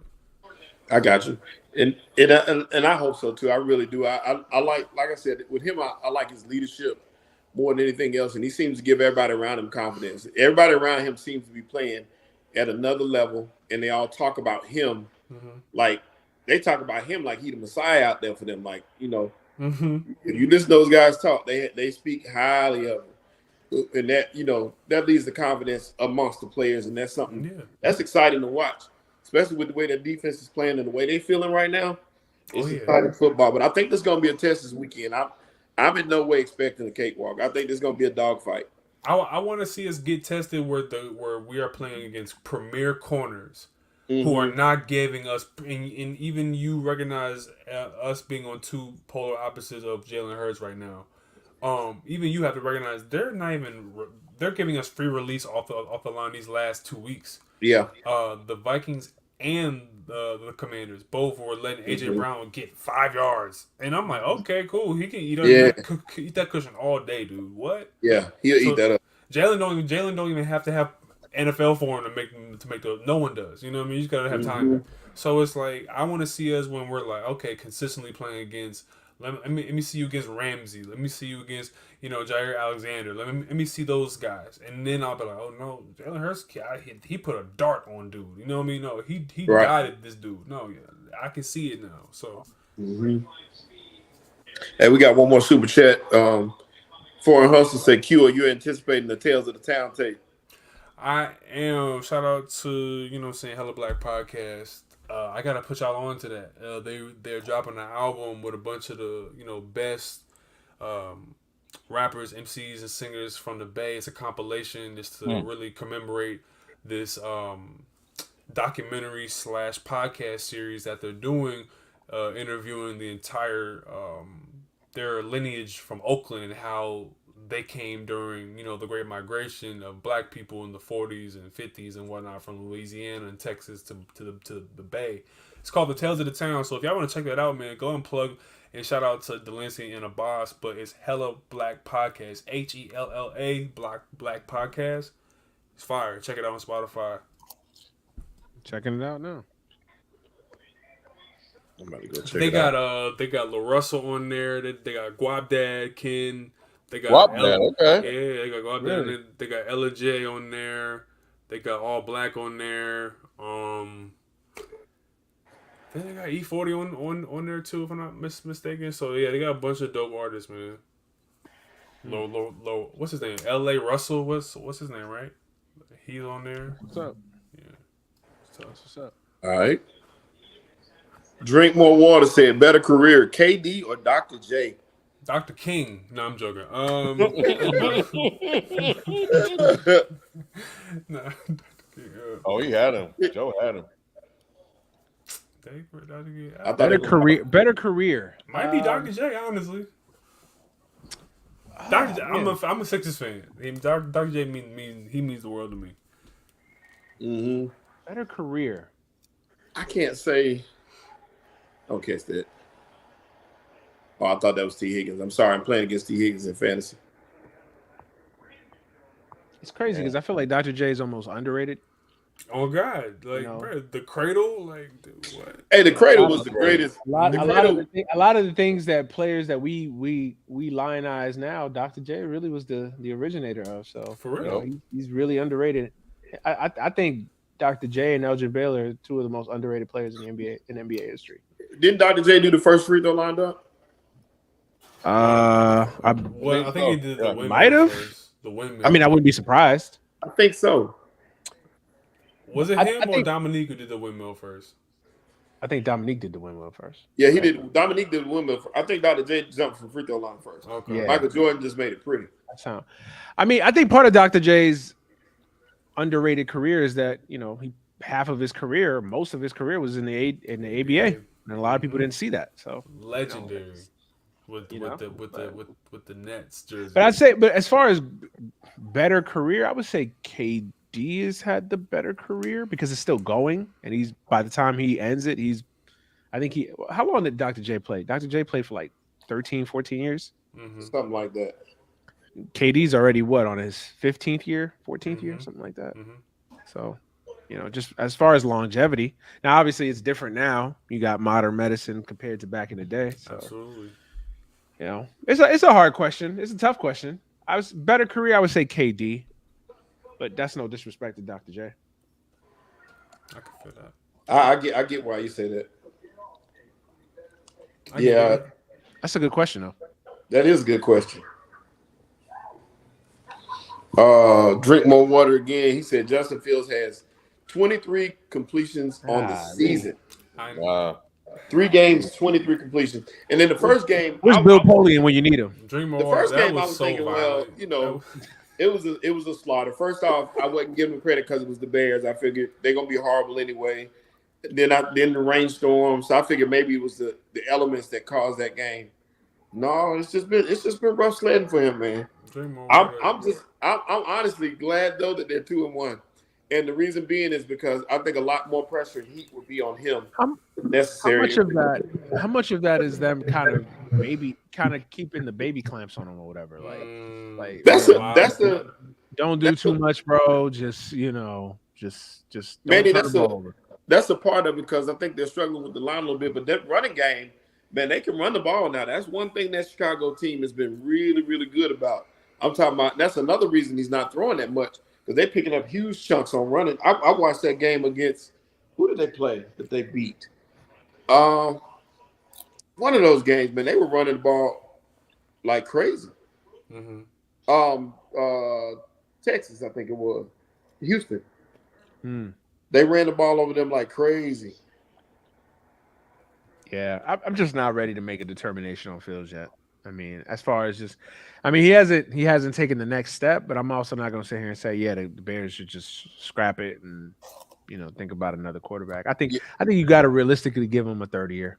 Yeah, if next year he don't pop, then it's that Houston game. Bro, you gotta give him real weapons, man. Like that too, because I mean he doesn't have. Now, if you want to play devil's least advocate, at least you could argue he had Allen Robinson last year, and he didn't really do nothing with Allen Robinson. No. But I think Allen Robinson shot too. So. Allen Robinson can't do anything with Allen Robinson. No, Allen Robinson. I literally just said Allen Robinson is shot too. So Matthew Stafford looking at Allen Robinson like, dude. They ran for 281 yards against the Texans. So you really didn't need to throw the ball when you're gashing holes like that. When you running the ball like that. Let me see how many yards per carry. They averaged 7 yards a carry in that game, and I'm saying like you couldn't do nothing with them. Let me see what they did on. They rushed the ball. They ran the ball for 6.7 yards a carry against Green Bay. So 180 yards. So What kind of popcorn running the you ball. be eating, Ken? What kind of popcorn do you eat, Ken? Just regular. White man's popcorn. Not the white. Orville Redenbacher. I eat MAGA popcorn. No. This that Kirkland's. It's at Costco. It's Kirkland's movie butter popcorn. Okay. But this shit good as hell, bro. I be eating that skinny pop shit. Yeah, I don't really mess with the skinny pop like that, but they love it around the house though. Oh. Hell no. That was crazy right there. Yeah, I'm also Sheldon. I also want to see what James Harden's hamstring looks like this year. Oh, me too. That's really interesting. They say James Harden lost a lot of weight. Like a loose triple. Like I said. I mean, I just gotta, What is? Hey, you know who I want to see too. Now that you think you mentioned that Q, I want to see what Ben Simmons is gonna do. I really want to see what. Nothing. Stop. Nothing. I agree, Manny. Manny, I agree. I just want to see it. I want to see the three of them on the court together because we ain't gonna see it much. I guarantee you that. Yeah. I say 20 games max. Hey yo, let me ask you a question. Which trio plays more games together? Kyrie, Ben, and KD, or Russ, LeBron, and AD? Russ, LeBron, and AD by AD. default. I am actually not sure about that, which is actually sad because I don't think the Brooklyn trio is gonna play a lot of games either. So it's like. Both instances are sad because if LeBron, AD, and LeBron sad. played more, it's sad in either way. Yeah, they should. They really should have optioned right there with Teddy. You know what's crazy is where Tyreek catches the ball is so low. You know, most receivers go up and get the ball. He rarely gets up in the air to get a ball. That's crazy. If the Bengals lose this game, what does this say? Yes. What your record says you are, they'd be 1-3. Hey man, the play calling by the Bengals is pretty bad. Yeah, it is. But if the Bengals lose this game, then they're on watch. And what I mean by that is for this season, their season hopes of doing well this season. If they go down 1-3. If they go down 1-3 this season, it's going to be tough to come back from that. Yeah. At least the Dolphins have 3 wins. You know what? This team needs like a Kareem Hunt. Yeah. The Dolphins. Yeah. A who? That'll be the last step in that. Yeah. And this defense don't look all that impressive either. And this secondary Nick was bragging about don't look all that good either. No, Nick was, he must got some PR with him or something. I don't know. Hey, Rob, what's up with the orange shirt thing? What that mean? He said, shout out to Manny. He was talking about orange shirts earlier. Please don't miss this kick. What was that? My bad. I ain't gonna miss that. It's too close. Once again, this is my kicker in fantasy, so I'm playing against Devontae, so I need these Sheldon points. Got the whole damn team on his fantasy, dude. Damn. He's my only player in this game. I'm going against about 3 players in this game. I think he got their kicker. He has Mike Gesicki and he has T. Higgins. Mm-hmm. Now Joe Burrow is my quarterback. Manny, what's your NFL team again? My team, the Jets. Yeah. That's why you never talk about it. Okay. Yeah. What is there to talk about, man? Yeah, I got you. Nah, Zac Efron coming back. Zac Efron. Listen, man, he's coming back this weekend. Yeah. Line can't protect for shit, but hey, God bless. How you think he gonna do, Manny?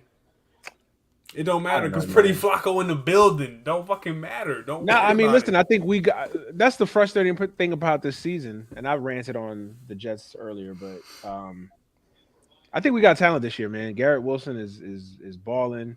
Elijah Moore, Braxton Berrios is a nice little slot receiver. You know, we got two good tight ends. I mean, we're just not we're not utilizing the pieces. So I don't know, man. I don't know. And Zach Wilson's a mystery, man. I don't know. I don't think any Jet fan right now can legitimately give you a straight answer on what they expect from him. I think he showed like any rookie last year. He showed flashes. He showed flashes of being really good, and then he showed flashes of being really bad. So if he's a little bit closer to the really good side, then we got a quarterback. If he's But not, in your expert opinion, where do you see it going? Like, where do you see it? it's hard to say, man, because I think the biggest issue with this team is coaching. Robert Saleh is an issue, bro. He is not a good coach. I think it's already He it's out there already looking like the determined. Rock.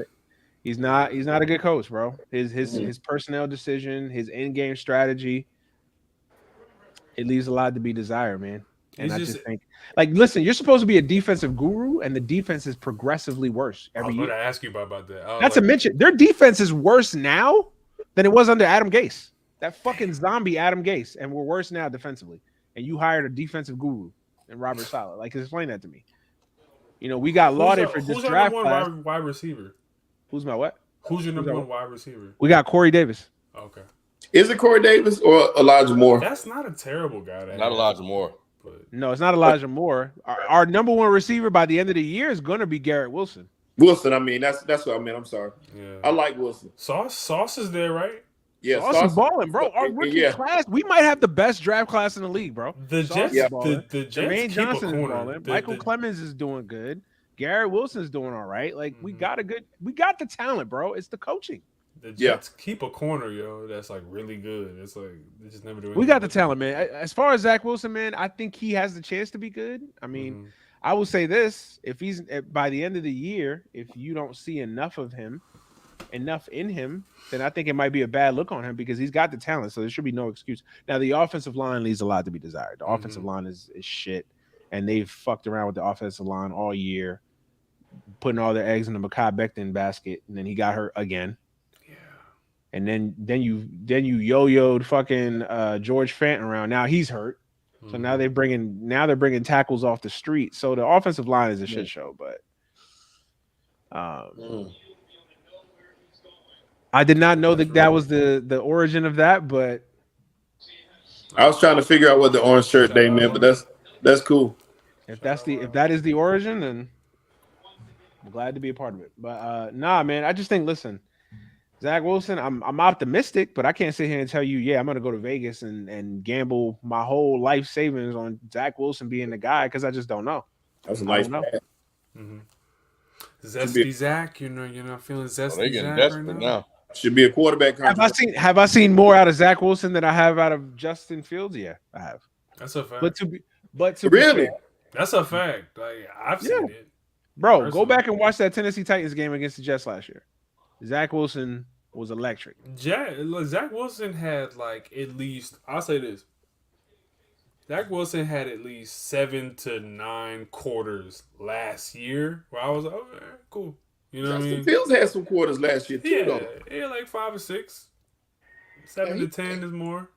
He had some games in there where he like was balling. Yeah. Zach Wilson did too.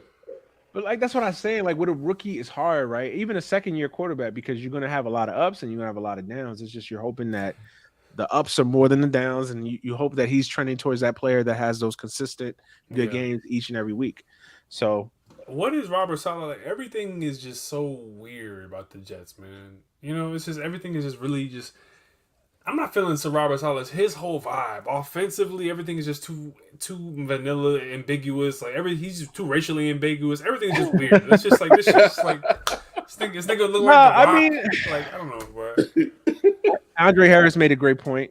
You know, don't blame the head coach. The Jets have been stagnant since Rex Ryan. I really don't know what the Johnsons are doing. Yeah, the lifelong Jet fan. I mean, listen, you will never get me to say a positive word about Woody Johnson. He's a terrible owner. Speaking of terrible owners, he's a terrible owner. There are some rumors out there that he might sell the team. Who knows? I hope he does. But shout out Curtis Martin. But listen, I mean, is it all Robert Saleh's fault? No.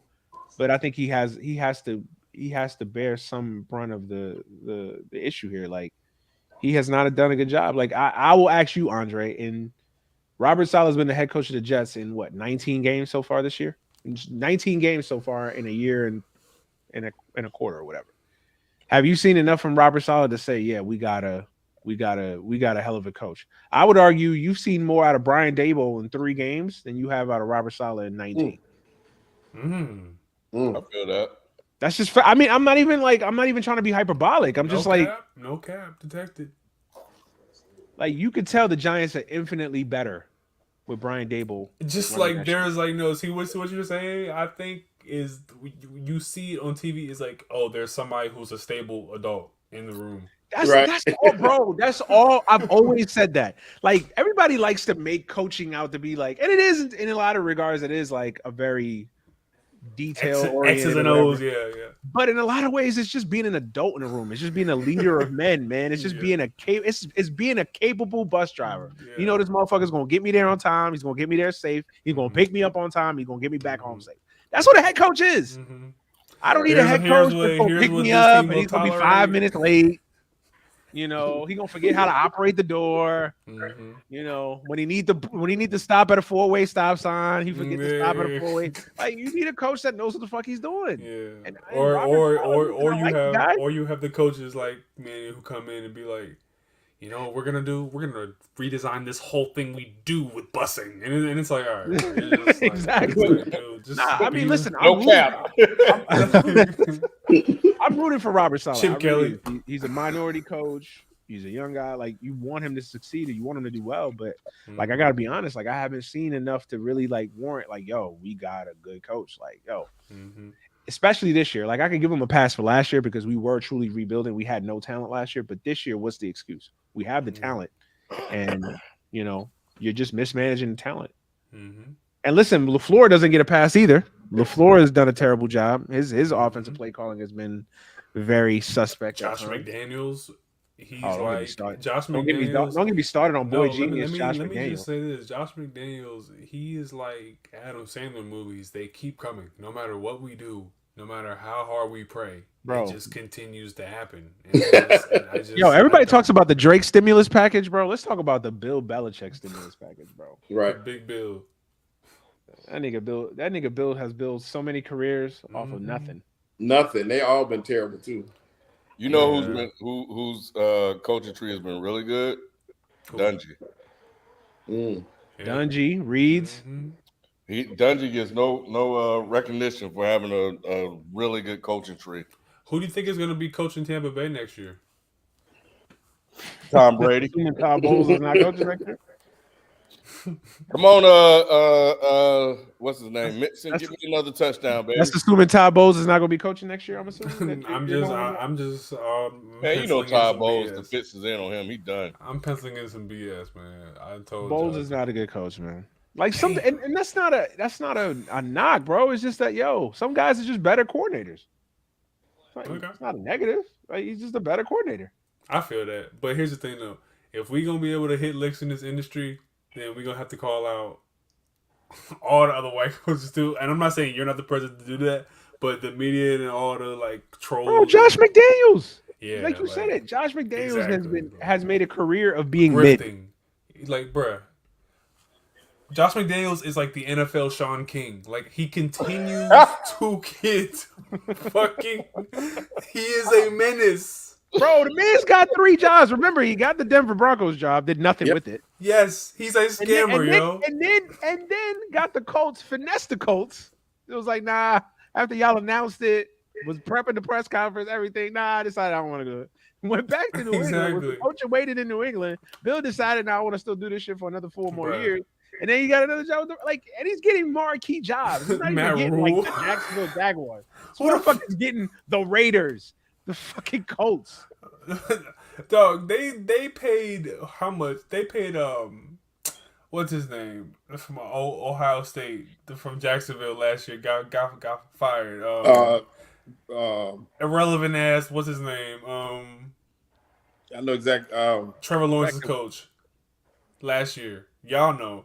Y'all from Florida. Urban Meyer. Urban Urban Meyer. Meyer. Get in there, They- baby. Come push him in. Push him in. No, we need a pass, Ken. Oh, come on, y'all. They What are y'all paid doing? Urban Meyer millions of dollars to go down there and have a nervous breakdown. Like that shit is like wow, dude. Like, but we met at Todd Bowles because he got a different offensive philosophy than Tom Brady. You know they talking about giving the Arizona State job to Urban Meyer. He's not gonna take that job. Come man. on now.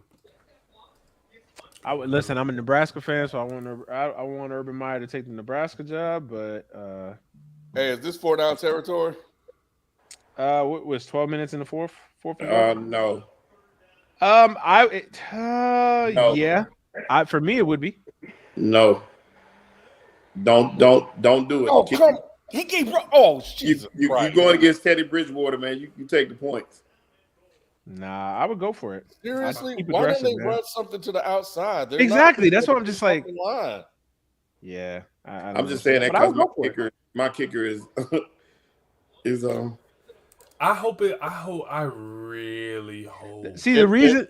What the He fuck? had. If he would have cut to the left, Yeah, he would have. he probably could have. Oh, okay, never mind. The reason I would say go for it is because you are playing Teddy Bridgewater. You gotta believe that. Listen, my quarterback is gonna be good enough to get us down here again. Dolphins You have know, all Bridgewater those- gonna be- this. What are you doing?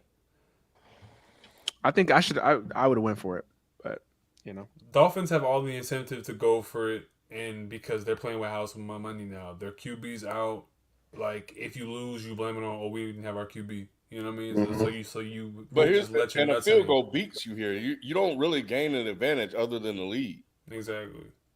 Come And on, you man. still have Tyreek Hill, so even if they have a really long drive and just get a field goal, and you have a really long drive, if there's any time left, just even if it's just a couple 45 seconds, they got Tyreek Hill. So what you want to do? You know, Watch them lose that game. Watch them lose this week off that bullshit. off that touchdown right The one that I didn't get off 3 Mhm. attempts at the one. at the 1 yard line. Dive over the if line. you at the one, I gotta believe that you gotta be able to score a touchdown there. You know what? So- I really hope that there's a snow day one day in Cincinnati when there's a football game because these white dog, those photos would be crazy. Yeah. Hey yo, remember I asked y'all what was more likely, who had a down season, Jamar Chase or Cooper Kupp?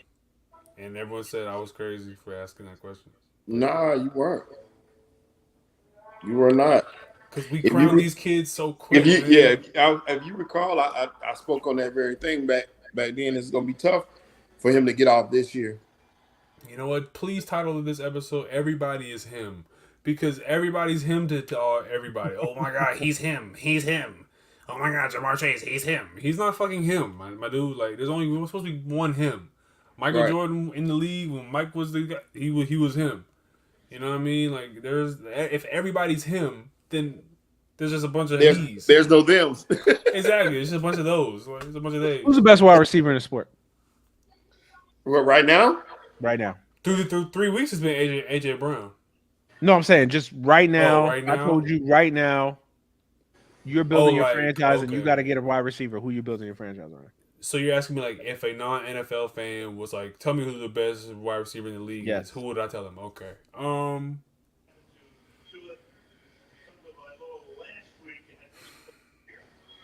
oh man, Devontae Adams. I give you that. Footwork is too nice. Or Stephon Diggs. Those are the two answers for me right now that make the I most feel like sense. we're in a very rich era of wide receivers that I don't think you could really have like a bad answer. Yeah. Like I think there's about 4 or 5 guys that you could legitimately make a case like, oh yeah, that's the best wide receiver in the sport. Like I don't think people look at you funny like, oh really? Mm-hmm. Like if somebody told you Cooper Kupp is the best wide receiver in the sport, no matter You what you can't- think about him or can't whatever, really- you'd be like, Yeah, you can't really argue with that. Unless you Cooper Kupp, can. you Unless you can, but you know what I mean? yeah, unless you can, yeah. You scheme against. I hate Cooper Kupp, and you scheme against him, and he's still doing his thing. But Still the thing doing is, his though, thing, is man. that like Cooper Kupp, you can tell that just the way he studies route running and studies, the actual like art of getting open, the art of, just footwork. That's the what I art love of- about him.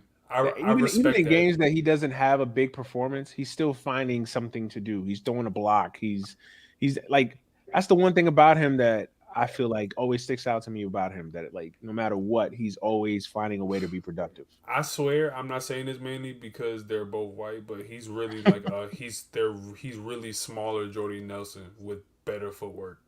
Better footwork. Because Jordy had a lot of that same type of wiggle as Cooper Kupp. He was just bigger and slender dude. I mean, he had more power to him. You know what I mean? But Coop, yeah, he's like a little more compact type of. But they play a lot of the same style. Like just somehow always open. Like what the hell? Mm-hmm. And then somehow Sheldon get 5 yards after the catch every time. Yeah, it'd be third down and 14, and he gets you 16 yards. I'm like, man, y'all knew they were going to Cooper. Right up the right sideline every time. Come back to the ball every time out of bounds. I would say the best wide receiver in the sport is Tyreek Hill. See, it's crazy, Manny, because there are people who would like on this very show who would say that you're insane and he's not even top 5. And I thought that was kind of crazy to think that he's not at least a top 8 guy. But they're what did we say earlier? Right, he's a game breaker. How many he's a game breaker. You legitimately say one catch he could just legitimately just wreck your game. My only problem with Tyreek Hill is if it's third down and if I have to get a first down, I can't always count on him to get that yardage for me. Mm-hmm. I can't count on him being open. Now I can count on him busting it wide open during the game at any point. But pause. Oh man, football is a tough sport. I can count on him breaking the game open. I'm with you, bro. I was here with you. I just wanted to say. Thank you. You said, you did save me. I lose. You did save me. You did save me. I was straight faced the whole time. I was like, yo, pause. All right, let's go ahead. I felt you, but you know what I mean. I had to make sure you saved me. I felt you though. I wouldn't. Why does this nigga look like a Make-A-Wish kid? Rob Costa with the super chat. Rob said, damn, man. Any thoughts or predictions on for the MLB playoffs? Shout out to my Blue Jays for clinching today. MLB. Go Phillies. Go Phillies. Any thoughts on the prediction of MLB playoffs? Man, it's going to be a good playoffs, man. I think it's going to be a really good playoffs because I think it's completely open. Who can win a World Series right now? Manny, man, you got beat before we even get there. This weekend it's on, baby. It's on. I ain't gonna say nothing. I'm just gonna let it play out. I ain't gonna say nothing. And for those of you who all don't know, Manny is a huge Mets fan, and I'm a Braves fan. So 3 games in Atlanta this weekend. 1 game lead for the Mets. 6 games to go. Hey, listen, Yankees if we only win 1 game, we got the tiebreaker over y'all because we won the season series 10-7. Yeah. So all we got to do is win 1 game, baby. Is Aaron Judge going to the Mets or is he? That's the talk. I don't see it. That is insane. You don't, Manny? I don't. That is insane. Steinbrenner still owns the Yankees, right? His son. Okay. Steinbrenner is 6 feet up. Yeah, but I know Steinbrenner's dead. But they ain't got the. Nah, I think it's not the same though. I think Judge ultimately, although I can't count that because I said it on this show last year that I thought no way Freddie Freeman would leave Atlanta, and 6 months later, Freddie Freeman is a Dodger. So you never know, man. All it takes is 1 team out there to be like, "Yo, come to our team for $350 million." There you go. I think at the end of the day, I don't think the Yankees are going to let him go. I think had he not had the season that he had, I think the Yankees could have made like a legitimate do we pay him that much money? He's already 31. But I think when you have a historic season the way he had, I think you almost have to sign him. And I think Yankee fans would go ape shit if they let Aaron Judge walk. So as far as predictions for MLB playoffs, I mean, of course, to not be a homer, I won't pick the Mets. But if anybody but the Mets in the National League, I will say the Braves get back to the World Series. I will say this: if the Braves win the division, I think the Braves will get back to the World Series. That's how important I think this division race is. I think if the Mets win the division, I think they get to the World Series. I think if the Braves win the NL East, I think they get back to the World Series. It really hurt the Braves though when we lost Albies again. Albies is a big loss to y'all. Strider is a loss for y'all too. Although I think that's more of just trying to limit his innings. That's it. That's what it is. Did he catch that? Yeah, he caught that, bro. Yeah, he caught it 2 feet in. But it's gonna be, if you ask me for World Series prediction, man, I'm gonna say Mets Mariners in the World Series. Mariners look good. Mariners are my sneaky pick, bro. Watch out for the Mariners. They got pitching. Are the Angels good this year? I don't think he Fuck caught no. that. Fuck no. He caught it, bro. Yeah, he caught that. It looked like he bobbled it. See that? No, he caught that. Mike Trout, you should have came home. Nah, man. Mike Trout is sadly he's never. If he stays with the Angels, he may not ever play in the postseason. He will never play in the postseason because he's gonna stay. He needs to come home. Come home. And do what? Choke away a playoff? Him and Bryce will be all right. So that's my prediction, man. Mets, Mariners, book it. World Series. 2008 was the last time I could ever Who take is 73? Like, what kind of blocking is that? We just got to get by DeGrom. Oh my God. The only thing I would say about y'all Shelton this year, I think y'all offense is better. I will say though, I think y'all bullpen is not as good as it was last year, and that's the only concern I have with y'all. Yeah, I think. Yeah, I agree with that. Is not. We got bats up and down the lineup though. That's the best thing about the Braves hitting is. Bro, Michael Harris, bro. Yeah, and he was batting in the 8 hole. Well, he batted all over, but he batted in the 8 spot all year long. And talk about investigations. Like, I want to know how the fuck the Braves are signing all these young studs to below market value.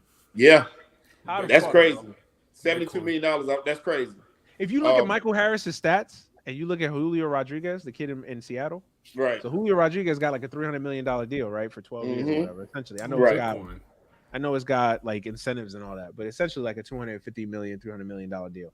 Him and Michael Harris have the exact same stats essentially, and Michael Harris signed for like $200 million less. Crazy. It did, when I saw that deal was announced, I couldn't. I don't know who Michael Harris's agent is to have agreed to this. Do you see the deal they gave Acuna? Yeah, it's stupid. Just crazy. Like, how the fuck are they getting away with this shit? I don't know. It's just I can see one dude, but they literally signed all these cats. The only one that got market value might have been Austin Riley. Yeah, Austin Riley was the only one. Olsen got his money too. Olsen got 8 years, 240. But other than that, these other guys got robbed. Hey, this segment of the show is called "Parents Make Your Kids Play Baseball." Right, 100%. Vaughn Grissom is next. He's balling out too. And we done ran off Q. Q got tired of all the baseball talk and said, "Fuck." That's what it was. You didn't want to hear nothing about that. I think it's going to be a good postseason, though, man. I really do. I think it's going to be a fun, exciting postseason. Remember, the postseason changed this year, so it's now 6 teams in each league.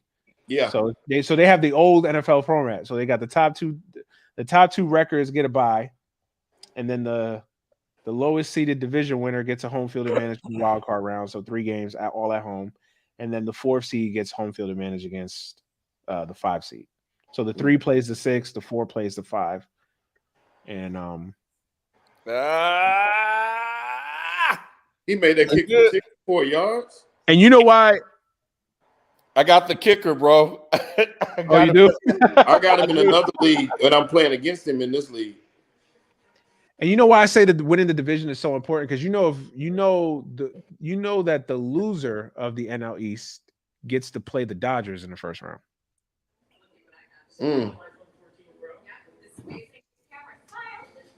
So that's why I say it's important to win that division.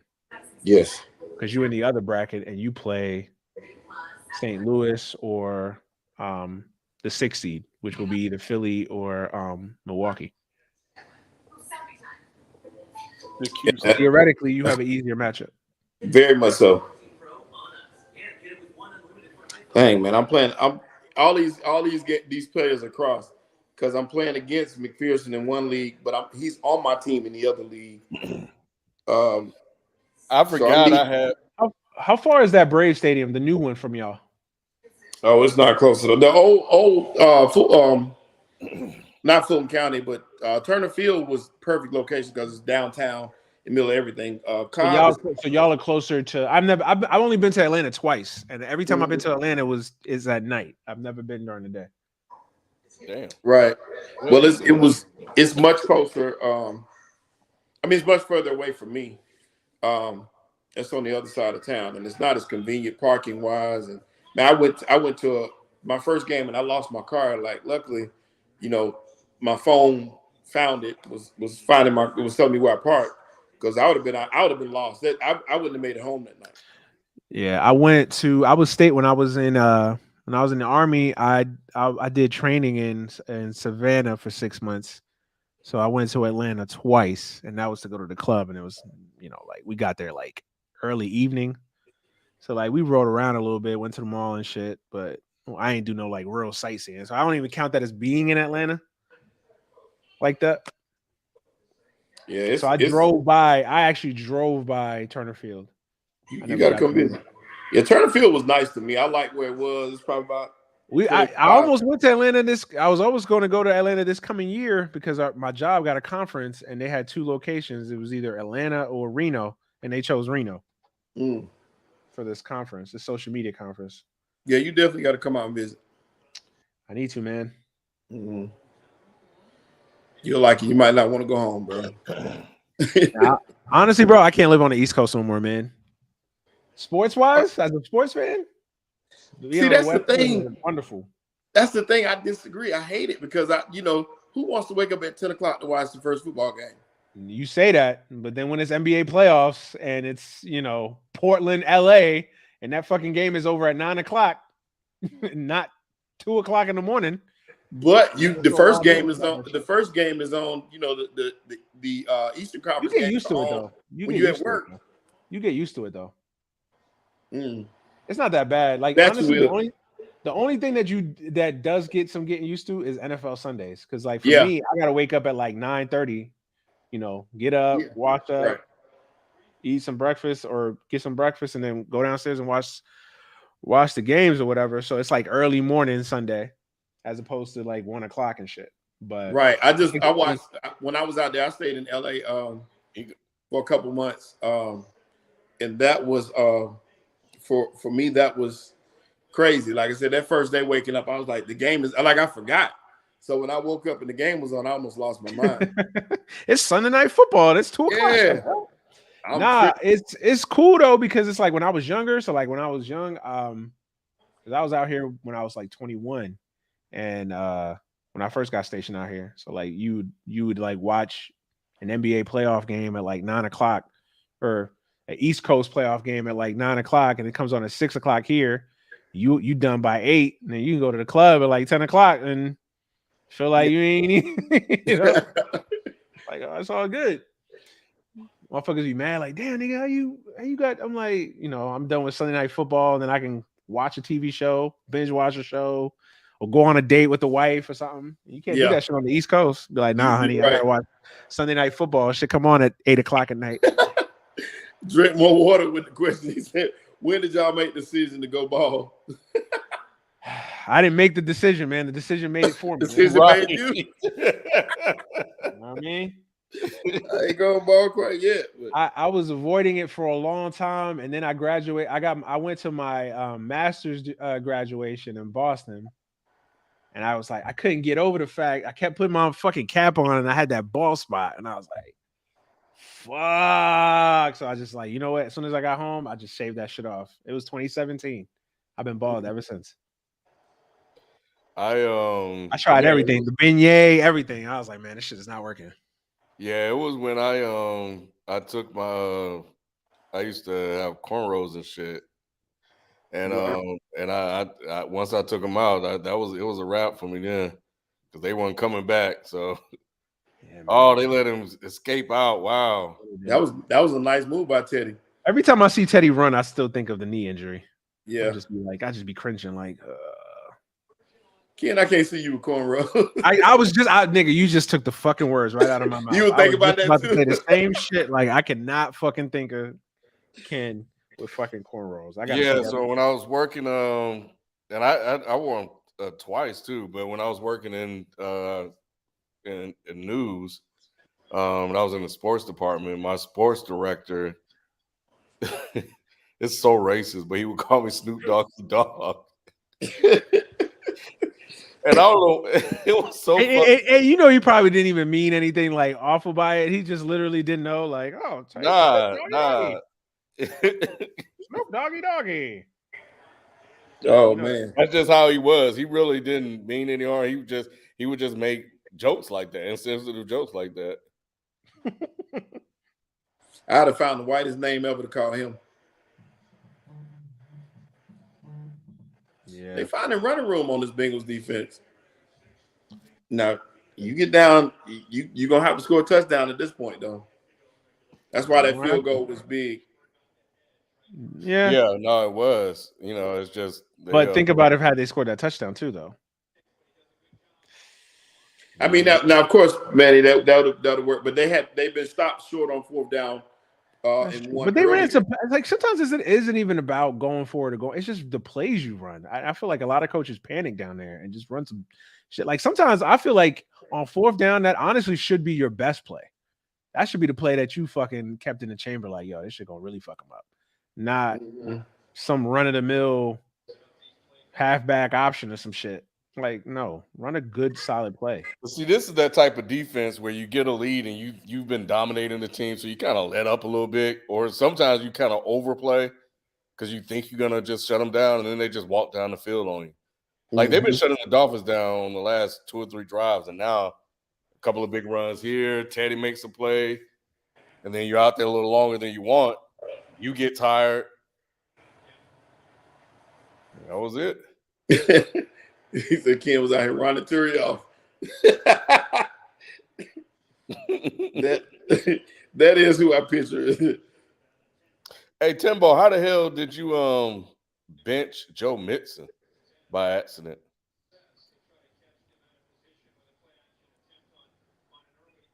Hey, foreign, they need a bend don't break situation here. So we'll see. But when you got guys, I don't know. We'll see. And then they haven't even really been able to run the ball. The Bengals haven't. At all.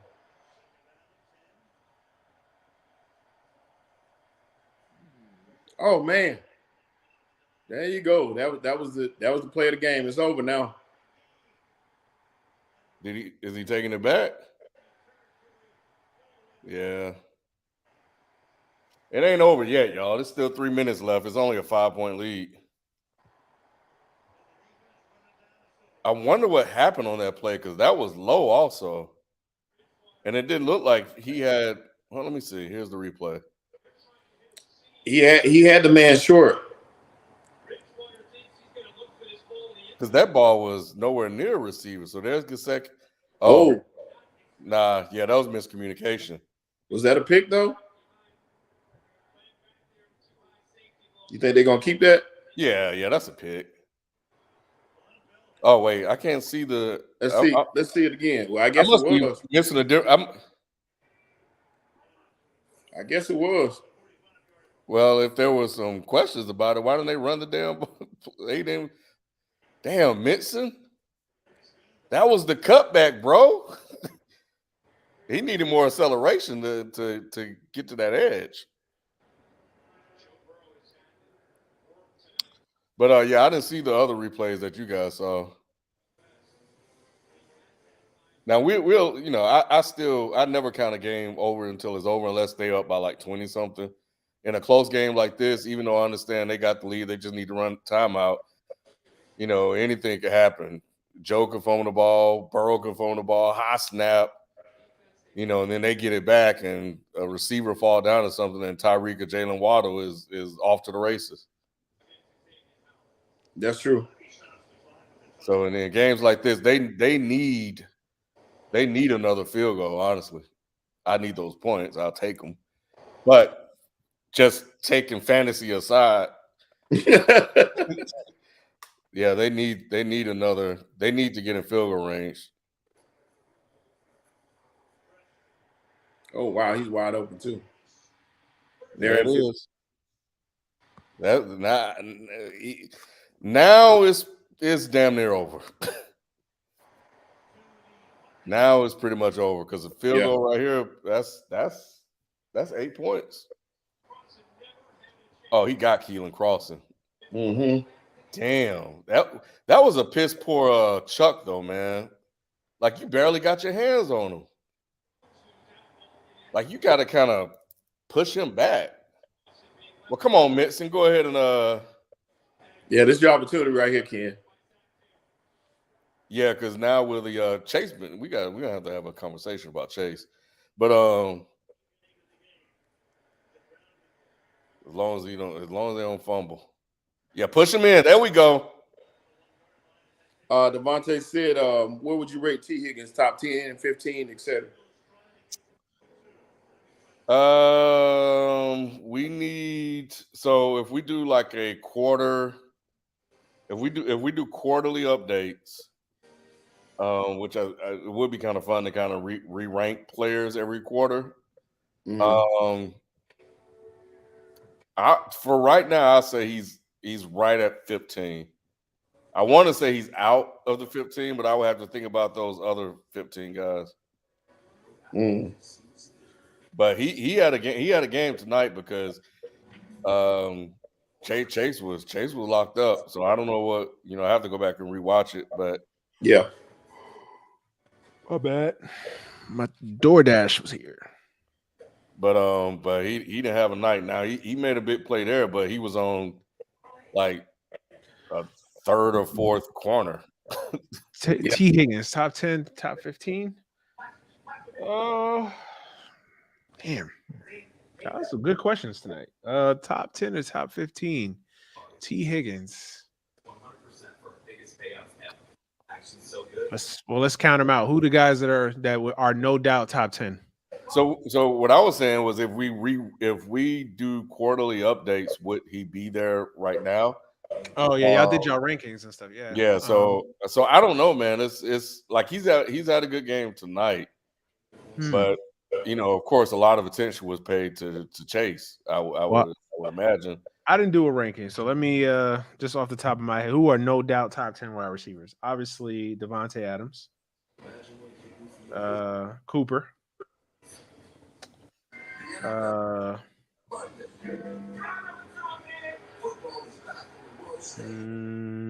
Hopkins, right? If we can agree with that. Michael Thomas, top 10. That was tough. He's been like 2 years ago. He had one he's good earning year. it back. I'll still put him as a top 10 wide receiver. He's a name. We know what he do. Jamar Chase, I would put as a top 10 wide receiver. I'm trying to think now. AJ Brown is a top 10 wide receiver. I don't know. AJ Brown, I would think so. If we're doing quarterly, he probably would make my quarterly rankings. Yeah. So far, I've got 5. Not no particular order either. I got 5. Tyreek. Ken, he is not showing you no love tonight, bro. The cutback is there too, but these line, the line, they can't block, bro. You know that they shit. And Burrow stumbled there too, so that fucked it up. What is like he kind of. They're not getting any push. They're being manhandled. Let me see. They're not because they suck. That's the usual. I said Tyreek. That's 6.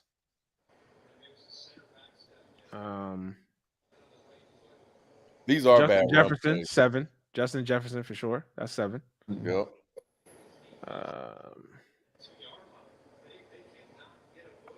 Trying to think. Wow. Well, there goes that game. Damn, I got 7 so far. You said Keenan Allen? I didn't say Keenan Allen. He's 8. Mike Williams. Seriously? Mike Williams is 9. Yep. Seriously, y'all? DK Metcalf? I don't have him on the list. If you're not gonna put AJ Brown there, can you put DK Metcalf on there? Amari Cooper.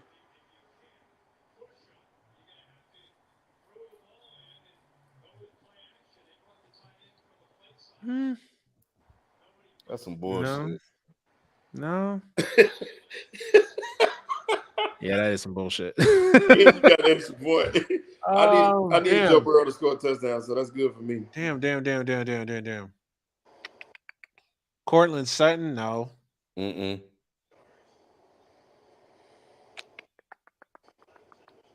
CeeDee Lamb. No.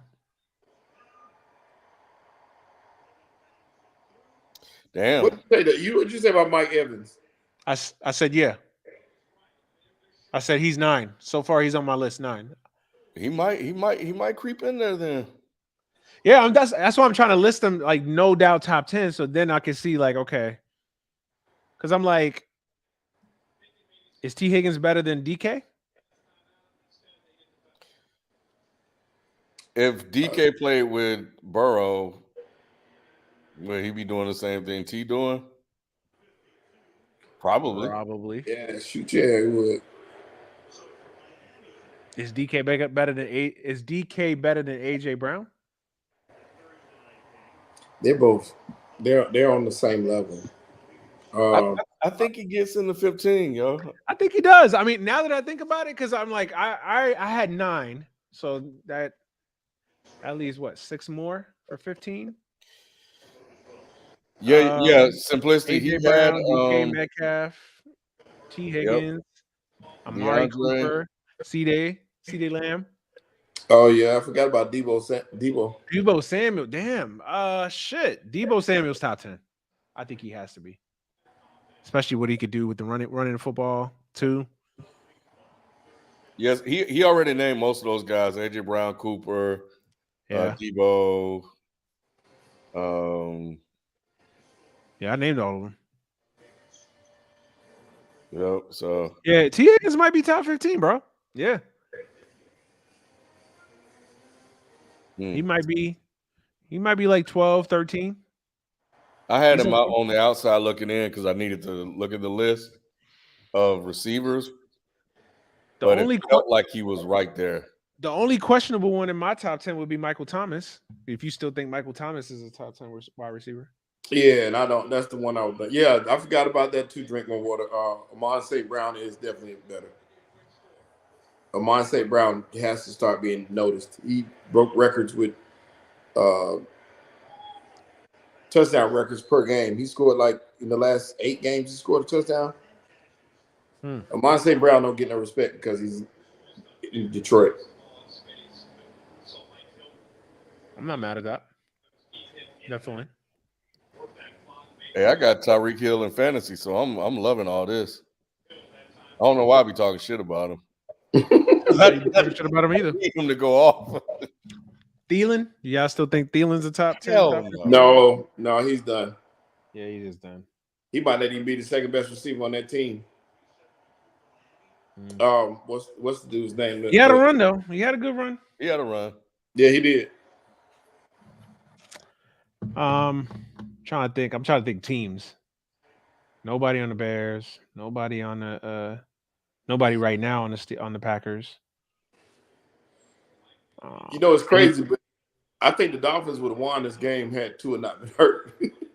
They would have had a better chance at winning. Yeah, they would have had a better chance. Yeah, because the playbook would have been more open. Mm-hmm. So yeah, because that defense. Although I don't think there's much of a difference between Tua and Teddy Bridgewater, if I'm being honest with you. But nah, bro, it's a big difference. You see it in this game. I think Tua's better, but is he like? It's not like you're going from Teddy Bridgewater to Tom Brady. But it was in this game. If you watch this game early, they were moving the ball. They were able to make plays. When Teddy Bridgewater came in the game, they did move the ball that one series. Yeah. But other than that, it's been like this Bengals defense looked like the Eagles defense right now. I think they could have still stole this game though. I still think they could have still stole this game. Michael Pittman definitely. D Hop is on the list, but Michael Pittman definitely. I think Michael Pittman, yeah, bro, yeah.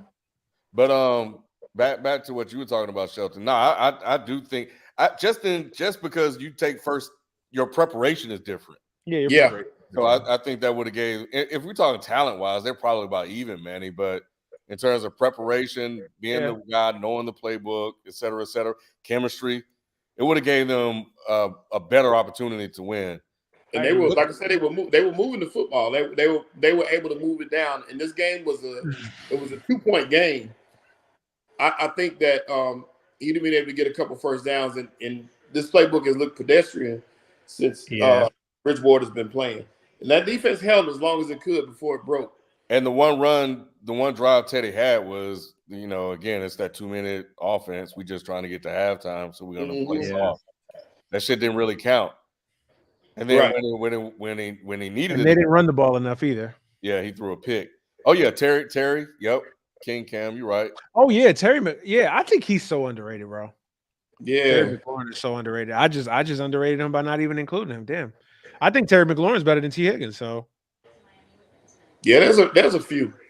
Is T. Higgins better than? Well, damn. Let me ask y'all this about T.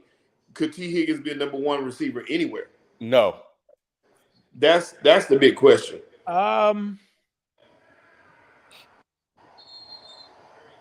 He'd be like a one. He'd be a default one.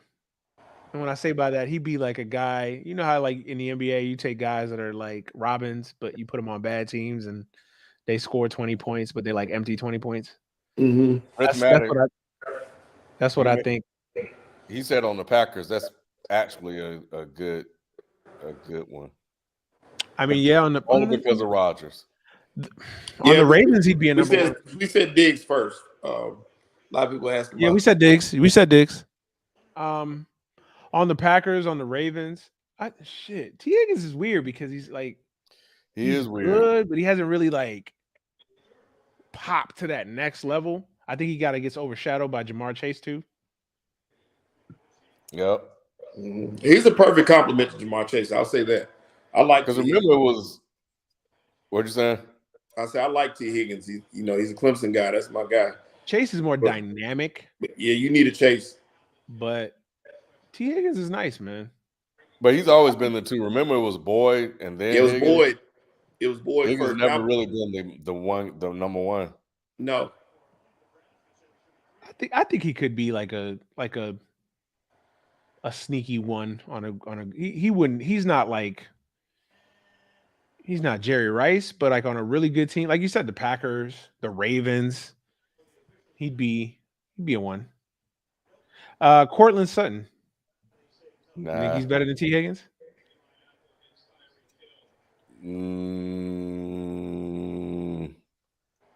Oh, he dropped that.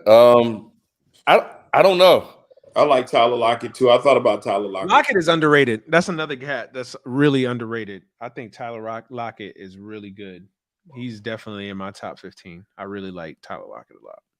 You know, I will say about this game as we get ready to wrap up. Man, we were on way longer than I thought we were going to be. But just talking. We just got caught up talking. Is that, and I've seen it in the last couple of games in this season, like when it's money time, man, Burrow, he does step it up. Mm-hmm. And he makes some big throws. He just got that clutch gene, man. Man, it's evident. He did it in week 1. He did it in week 2. And he did it tonight. Now, granted, the Dolphins didn't have that guy, but this game was close. Like Burrow kind of had to step up and you take the win, man, and win it. That's the thing about this league, man. You can't. Oh, well, they didn't have. Nah, man, you take the win. Chase couldn't get open. Nixon, they couldn't run the damn ball. So he went to the guy that was. So and fucking down this coach, man, his play calling is bad. So, but 2-2, they had to even that record, bro. 1-3. Yeah. 1-3. So now they got a shot. So it's like a new season again for them. Yep. Especially with the way that division is. Yeah, the division is very winnable for them. Oh shit! New Billy Woods tonight? I didn't know that. What is it? What'd you say? A new Billy Woods album. So there's a Gibbs album dropping. Kid Cudi got one coming out. I'll pass. And and Billy Woods, and then Ka dropped 2 that I got to listen to. But yeah, interesting. Yeah, I'm gonna have to. I appreciate you letting me know about that. I don't know about that. Drink more water. There's only one undefeated football team left. Who's that? That's the. Who's that? That's the Eagles, right? Philadelphia Eagles. Mm-hmm. Oh, Rome Streets too. Okay. Yeah, Rome Street drops tonight. Yeah, I forgot about that. Yep. Damn. Okay. Yeah. A lot of shit car open. All right. Well, we appreciate you guys coming hanging out with us, man. We're gonna call it a night. And Yes, sir. appreciate you coming through, Manny. Always. And we'll catch you guys Tuesday. We out. Peace. Peace. Peace.